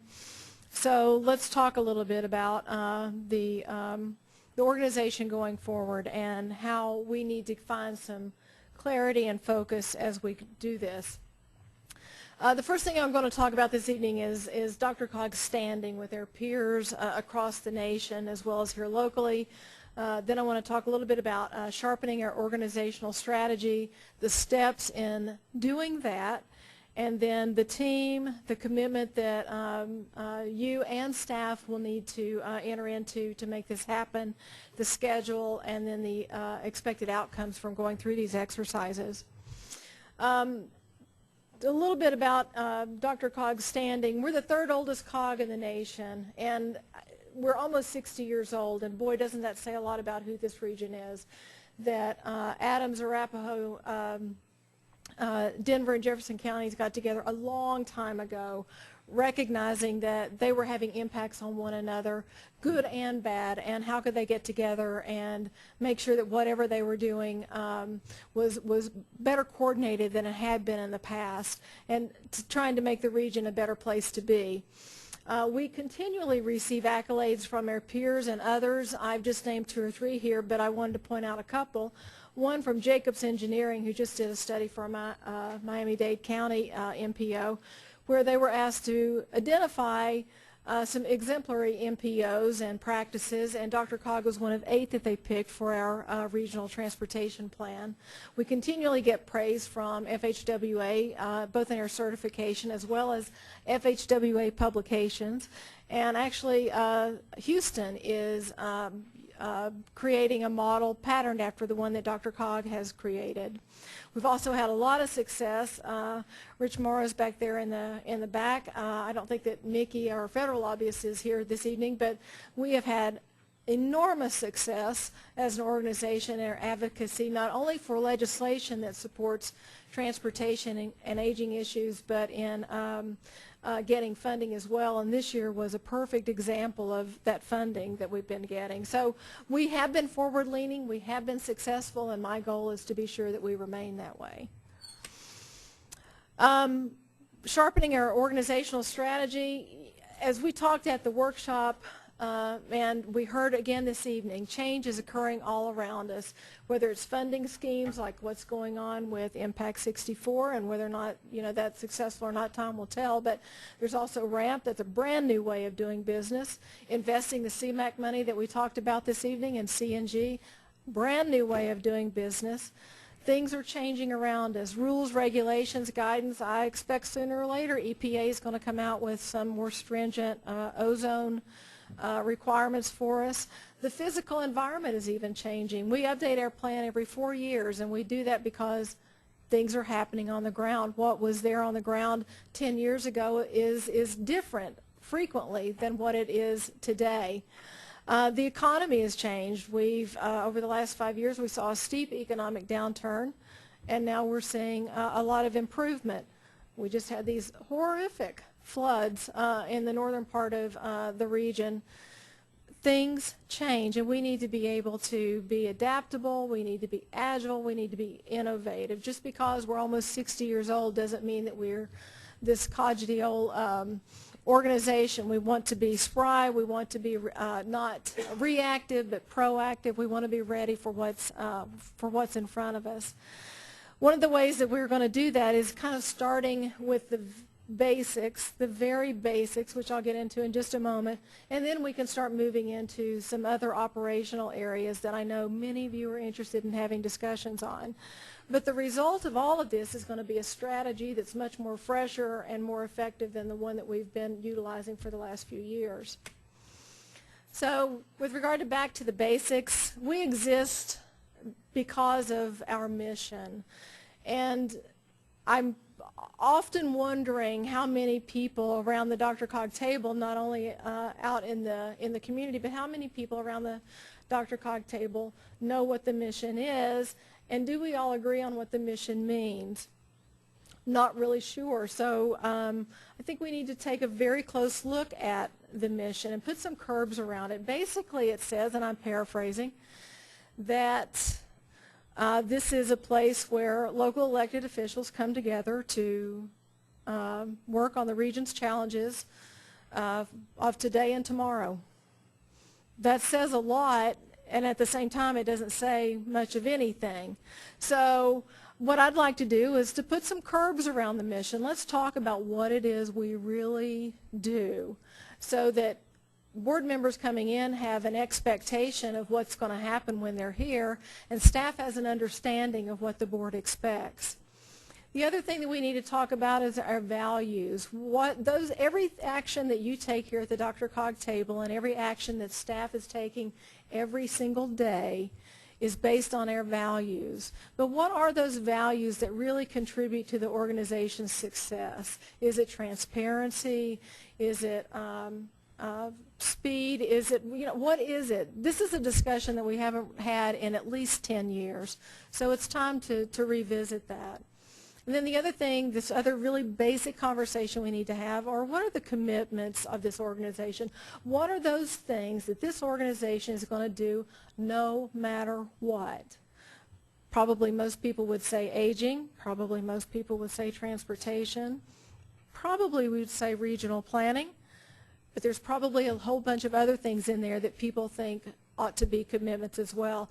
But the thing is we don't really know because we haven't sat down and had that conversation, if ever. And if we have, it's been a very long time. So what we want to do is talk about what those things are, what are those commitments that demonstrate our mission and our values, what really puts those things into action.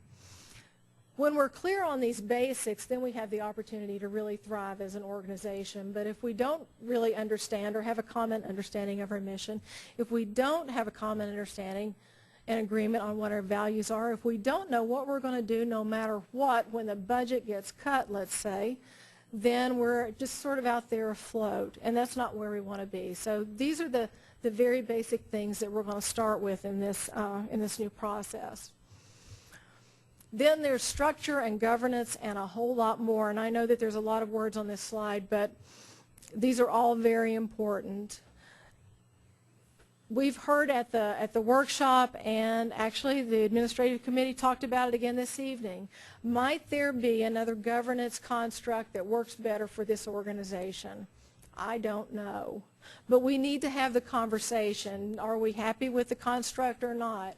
What kinds of constructs might work better for us than the one we're using now? Are the dues equitable and fair? Not everyone would agree that they are. That's another discussion we need to have. Can we respond quickly to unplanned change? And I'm pretty sure the answer is no. In a lot of instances anyway. Let's look at the tip. We develop policy. We establish processes. We come up with criteria.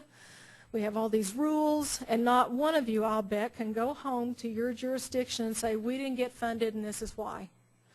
And this is what I mentioned earlier. I want us to get to a place where it's clear, it's more simple, and you can explain it, you can sell it, you can understand it, and it's not something that just all the technical folks in the background get, and you're just sort of out there struggling, trying to describe to people why you weren't successful at when the money was handed out. Are we focused on the right activities?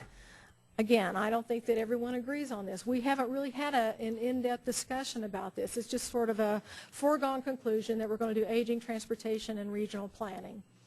Beyond that, we haven't really talked about what it is that we need to be doing. In addition to that, what are we going to be doing maybe as an add-on, but also fits within the budget? That's a discussion I'm not aware that we've had very often either. Making sure that whatever we agree to do is financially feasible, that we aren't giving up, for example, any of those commitments, or we're doing those commitments to a lesser degree in order to do something else that's nice to do, it's good to do, but it's not critical to do. Are our policies, processes sensible, clear, transparent? It probably feels that way when we adopt them, but I'm not sure that outside the room people necessarily understand it, and I'm concerned that some of the things that we put together are so complicated that no, they're not that clear, and so you can't really determine if they're sensible or not. And I think that we make huge efforts in being transparent, but again, if things are complicated to the degree where you as an elected official can't go back and talk to your peers about what happened here, I'm not so sure that they're as sensible and clear as they need to be. Do we collectively have the knowledge and tools that we all need, staff and board members, in order to sustain DRCOG over the long haul? And what I'm talking about there is capacity building. Are we giving board members, particularly new board members, the tools that they need to walk into a meeting and feel confident that they're prepared? Again, part of the struggle here is that so much of what we do has become so very complicated. It's hard for a new board member who is not only new to DRCOG, but maybe new on their council or commission and has that job to do and all that goes along with it. If you're, a city council person, you probably have a job where you earn money as well. And then somewhere down the line you have DRCOG responsibilities. It's hard to put a whole lot of time into learning about these things. Same thing goes for staff. Does staff have the staff that are up here in front of you, myself included, the staff in the background doing the technical work? Do we all have the tools, knowledge, and abilities that are necessary to make this organization successful not only today but long into the future? So I want to work on capacity building. Where could we be more innovative? I pointed out some successes, and I'm very proud of the reputation this organization has. I hear, and one of the things I didn't point out on that earlier slide was Phoenix, when asked, said, I looked at Chicago, I looked at Salt Lake, and I looked at Denver. Those are the forward-leaning, visionary COGs and councils. And I'm very proud that we have that reputation. And it's not just Maricopa Association of Governments that feels that way about us. But that doesn't mean either that we should just rest on our laurels. We need to be thinking about where can we be more innovative. I see John sitting over there from Parker, and one of the frustrations that he pointed out to me in a one-on-one a while ago was, you know what, there's this minimum limit on the tip to apply for. I have to have a project that's at least X number of dollars before I can even get in the money. And I know that part of that is related to CDOT and their ability to handle a huge number of contracts. But good grief, isn't there some way we could wrestle through this? I don't know what the answer is, and I'm probably making Steve cringe. But there must be some way that we can come up with a mechanism so that our smaller communities who have smaller projects can get into the TIP funding. So those are the sorts of things I'm talking about when I talk about innovation. Can we maintain financial stability and still do more? And that gets back to the budget. We can be innovative. We can do more programs that are complementary to what we're doing now. We may increase our commitments to beyond aging, transportation, regional planning, but we have to have money to do it. And we have to have money not only to do it, but to maintain it. I can't tell you how many requests come to my desk from staff. We want to do X with this money. It's like, okay, but what are we going to do next year and the next year and the next year? How are we going to sustain it in perpetuity?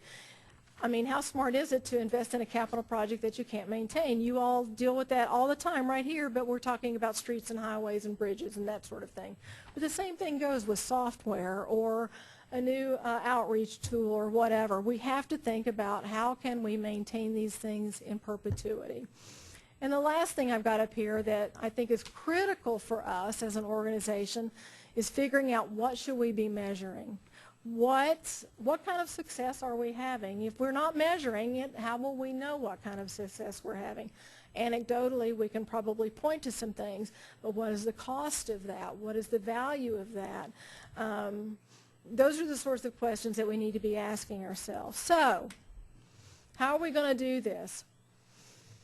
First of all, we're going to put together a team, and Connie, if she hasn't already, has some sign-up sheets. I'm going to, in all the research that I've done and discussions that I've had with experts who do organizational development, it's suggested that at least a third of the board help with this process. That would be vetting these different ideas, like putting curbs around the mission, trying to, not necessarily changing the mission, I'm not suggesting that, but sort of bulleting out what that means, that this is a place for elected officials to come together to solve the challenges. What challenges are we talking about? Because we can't do everything. I can tell you from listening to some of these SCI discussions that Paul just reported on, people want us to do everything. You know, I've heard everything from childhood obesity to education and a whole lot more, and all of those are good important things to do, but this organization cannot do it all. So let's put some curbs around there. But we need a group of board members that's representative of the full board to help have these discussions, because this is going to take some time. It's going to take some dedication. So diverse subgroup of the board to vet and recommend, about a third of the board. That would be about, and when I say third of the board, I mean those that are active, which is not 56, it's more like 45. So somewhere in the neighborhood of 15, probably not more than 20. But this group with staff and others would bring things to the board to vet. Or excuse me, after they vetted them, but bring things to the board to hopefully approve. And that's where the full board comes in. They'll be hearing from members of this group on ideas for, you know, what are those bullets under the mission statement? What are those values of the organization? What are those commitments, those things that we are going to do no matter what, and bring them to you to approve? The other team members would be myself, of course, and then we are hiring a new position called the Director of Organizational Development. I've done a lot of research on this, and we've put together some pretty stringent requirements for knowledge, skills, abilities, experience, expertise. We are looking for someone who has experience with boards of directors, experience with organizational development, helping organizations through change, very, very strong facilitation skills, and lots more. So that individual would be key to this exercise. And then there would be some key staff members. Those would be certainly the division directors here at Dr. Cog, members of the senior management team, those folks who manage major projects like the SCI, for example. And then the accounting and finance personnel. I don't know exactly who that might be, but someone to be sure that as we're talking through these things, we're also talking about, and how does this fit within the budget? The time commitment associated with this, as I said, there's a sign-up sheet going around right now. Before you sign on the dotted line, maybe I should have said this before I had Connie pass that line, because if you want to take your name off, just say so. But we're passing the sign-up sheet around tonight. I anticipate having plenty of time for folks to sign up between now and October 31st. Again, we're looking for a diverse group of the board, but here's the I don't know, the clincher, I guess.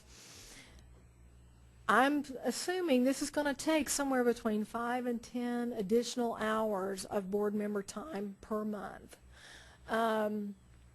Because if we don't put time into it now, and I'm not saying we should go fast, sometimes you have to go slow to go fast, but I do think that if we don't put a lot of time into this up front, it'll take us a long time to get through the basics, the mission, the values, and the commitments. Once we get that done, I think that we can start going fast. But those things are really critical. So again, I'm thinking somewhere between, on the order of 5 and 10 hours a month dedicated to working with staff through these issues. This says no alternates for participants. That's for consistency, and I don't mean board alternates. I just mean that if you sign up, you're the person. You don't have an alternate to come, because this isn't about getting quorum. This is about having consistency. This is having the same people at the table, having these discussions, and making sure we make the best use of the time available, and we're not rehashing and repeating and going through the same things over and over again because we've got 5 or 6 new people at the table each time we enter into a discussion and try to move forward.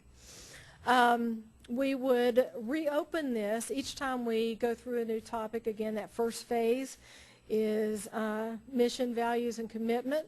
Once we get that out of the way, we can open it up again and say, you know, if you've had enough of this, that's fine. We'll allow people to switch in and out when we get to things like structure and governance and dues, which I would expect would be the next phase of this. I think it's pretty darn unlikely that everyone's schedule can be accommodated. So what we would do would be to have regularly scheduled meetings, I think anywhere from an hour and a half to 3 hours tops. We will provide access by phone. We want to continue to walk the talk, maybe better than we have in the past, give you the opportunity to call in rather than drive in or ride in. And I do anticipate, again, based on what my research has shown me about organizational development and the kinds of information that we're going to be giving you and discussing, that there is going to be some required reading and also some suggested reading, but all of that is included in that 5 to 10 hours. Just so you know, we have already been doing a lot of research in this area. We've been looking at how other organizations are structured. We've been looking at how they vote. We've been looking at how their dues work. We've been looking at what their mission statement is. So I think that, you know, as soon as we get our new director on, we can get going on this right away, which gets me into the schedule. So the new director, I would anticipate, will be on board in October. While I would like it to be sooner, I'm guessing it'll be mid-October, particularly if we were to hire someone from out of state. It's not that I want them on board as soon as possible, and in fact we start interviews tomorrow. But my goal is to have someone on board mid-October at the latest. Again, that first phase would be mission, values, and commitments. I think that we can start in the first quarter of this year, and that we will have, I think, again, if we all put the time into this that we agree to, that we can adopt something in regard to mission, values, and commitments in the first quarter of 2014, if not sooner. With regard to structure, governance, and more, I think structure, governance, and dues will be the next phase of this. I think we can start in the first quarter of 2014, assuming that we stay on target with that first phase, and that we could begin adopting things if the board agreed there were things that you wanted changed as early as the second quarter of 2014. So what are the anticipated outcomes by going through this exercise, by working through these issues, by continually striving for improvement? I think that, as I started out saying, that we create a more effective board and staff, and one that is able to sustain DRCOG over the long term, not just while you are here, but setting the foundation for us to be successful years in advance. I think that this will improve board and staff relations. I definitely think that we're going to improve our capacity building. I have a lot of ideas, and I know that others do too, about how we can create a more informed and engaged board of directors and a much more knowledgeable staff that is consistently meeting this board's expectations. We're also going to get measures out of this to gauge our success, and we're going to be a much more efficient, effective, visionary organization, and we're going to continue to be that forward-leaning model that others in the nation are going to want to strive to repeat. So that's my presentation. I'm happy to answer any questions that you've got. Any questions? Yes, sir. So, comment if I may. So, earlier today at the Administrative Committee. Want to use your mic? We had an excellent discussion around a lot of these same issues, and I need to share that within the city of Denver, we've been having a conversation for a number of months here in terms of just really the value of what we've appreciated the council doing. A frank discussion where we feel there may be some shortcomings right now, but taking a positive attitude towards what we might do in the future. And Mayor Hancock's issued a letter to Mayor Horn inviting such a conversation as what Jennifer has just outlined this evening. So very much appreciated, and we welcome the opportunity. One of the things I shared at the administrative committee, I think part of this is going to be exciting. It's always good to kind of take a fresh look. A little bit may be scary. Some of it may be a little bit contentious, but I have to say, just in the few months that I've been here, very impressed with the level of respect and conversation that I've seen around the table. Some of you know, I think I've mentioned that I come from a background in regional planning, and I think some of what Jennifer shared at the outset there in terms of some things to be proud of are right on the money. In Seattle, we had a pattern of basically bringing to closure and reinventing our regional planning organization every 10 years or so. That was a little traumatic to do that, and basically, I think since the early 50s, almost every 10 years we'd have some controversial issue, the organization would collapse, and we'd have to create a new thing. So, yeah, I would say it's been stable. So we'll see now that I've left Seattle, you know, it may just kind of go down the tubes, who knows here. But one of the things, too, I want to lift up, I chair the National Division on Regional Planning for the American Planning Association, and we're in a great period right now. There was kind of a period where there wasn't really a lot of research going on in regional planning, but wow, there's just been a wealth in the last 2, 3, 4 years here, just looking at different models, a lot of comparative work and so on. I know Jennifer and I have had a conversation on being able to mine that. So this is really a good time to be able to look at kind of the state of the practice and where we may take things. Ultimately, though, it isn't about, you know, just cobbling together the best from our peers and so on. I think this region has always looked at what works for it, and I think that needs to be very much in play. That would be my only criticism with your list of questions there is, you know, ultimately we have to do this in a way that makes sense and works for the Denver region and is something we own and identify with. So, okay, thank you. Mr. Vigil. I was just going to mention to Rocky that rainy season kind of changes your attitude and mood. Any other comments for Jennifer? I just want to say I appreciate it, Jennifer. At least we're now getting a plan in place. We get a framework, and we've got something to go forward with, I think, to make the changes that we discussed. And I think it's a lot of good work, so it's going to be exciting times. Remember, what we do here in these next couple of months is going to set the framework for the next 10 years. Just keep that in mind. So it's important we participate and commit to that.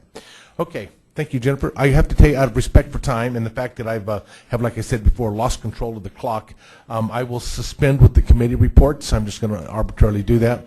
And second thing is that those who get upset about that, I am driving the 911 Porsche GTRS with the custom tag that says Tisdale. You can slash those tires. So,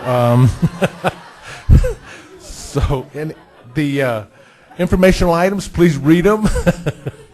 And then administrative items, I have 2 things. Please do not get up and leave. It is important. There's a member here, a couple members who really wants to address this body. But remember that our next meeting is October 16, 2013. The Mayor of Lyons, Julie Van Dam, I think you have something you want to comment on. Yeah, it may seem odd that I came to the meeting tonight with everything on plate, but I just wanted to say I come gratitude for Dr. Cog. We have had a major disaster in our town. As you know, town is evacuated. No one is there. Very few people are actually still there. There are no services, no water, no power, no gas, no sewer.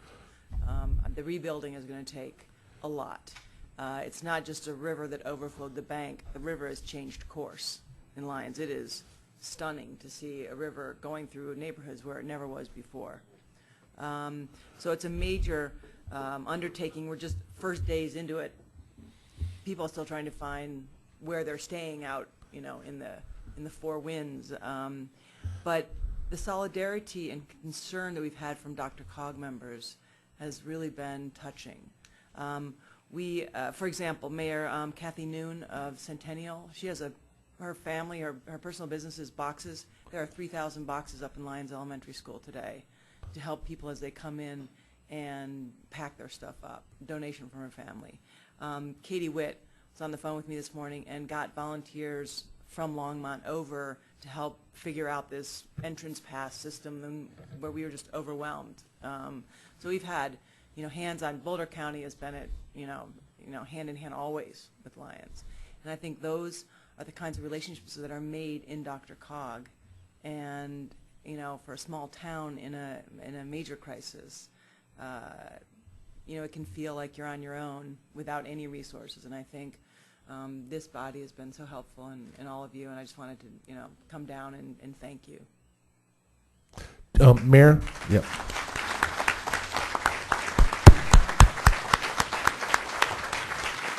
I thank you.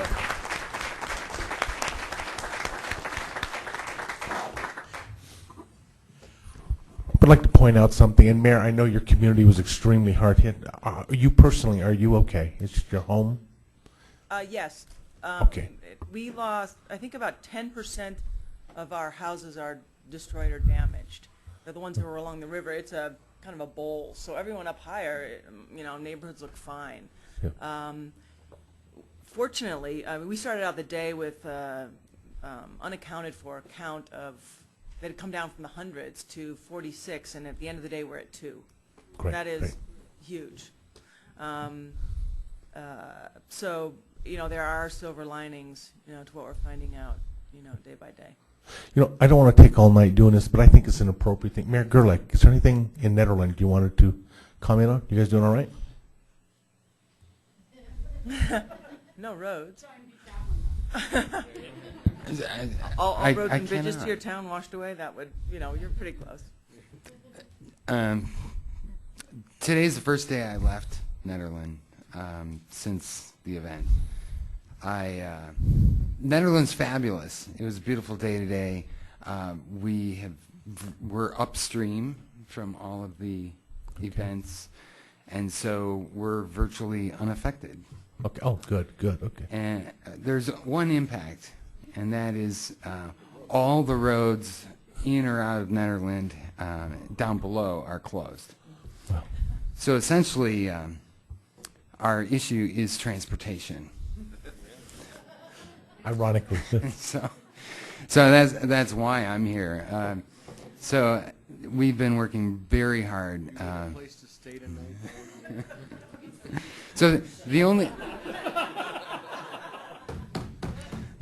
way in or out of Netherlands, or even Estes Park, the only way in or out is through Blackhawk. And so we have an enormous amount of helicopters going over Netherlands and giant earth-moving trucks all going through Netherlands. And I've been working pretty hard with CDOT and with Boulder County Transportation and with RTD, because the N-Bus is the lifeblood of Netherlands. And, right. And from the pilot program that Dr. Cog funded, the N-Bus is the highest per capita usage of a bus in the entire RTD system. Wow. And so we love the N-Bus, and we have put on the ballot for November for our voters to extend a property tax for an improvement district to fund the N-Bus for 10 more years. Wow, great. And so to have the canyon closed and have the N-Bus stop was a big blow to our community. Yep. And so we've been working for the past 2 days to bring it back. And before I walked into this meeting, we finally got an approval to escort the N-Bus through the closed Boulder Canyon through that one lane once in the morning and once in the afternoon. And my whole community is just really appreciative. I could probably ask everyone to make a comment about how they were impacted. We could go on all night long because many of us were. I know Elise Jones from Boulder, you shared a number I thought was impressive, which was how many were unaccounted for, and now what's that number down to? Would you share that number earlier? Originally, what was it? Originally, it was over 500, and now we're down to 4. unaccounted for people in Boulder County. And given the devastation, that is a remarkably wonderful number, and we feel so blessed that so few people actually perished. Yeah, that's good. That's good. And Councilwoman Becker actually was personally involved. Her basement's flooded. She lost her carpeting, her office, and everything else that takes place, so they actually are doing that. So I do have one comment before we let us go, and I know Jefferson County was impacted. I mean, many entities here were, and God bless us all. We just have to stick together and help each other. I know Douglas County, we sent out notices to many to say, well, whatever we could do, counties, other counties, please call on us, and we have sent resources to those who have called. I do want to just say, though, however, we have to have a little levity, and there is some irony, Boulder. You guys pushed for a roadless program. Well, you got one now. But anyhow, with that, I think we will adjourn this evening, and thank you very much.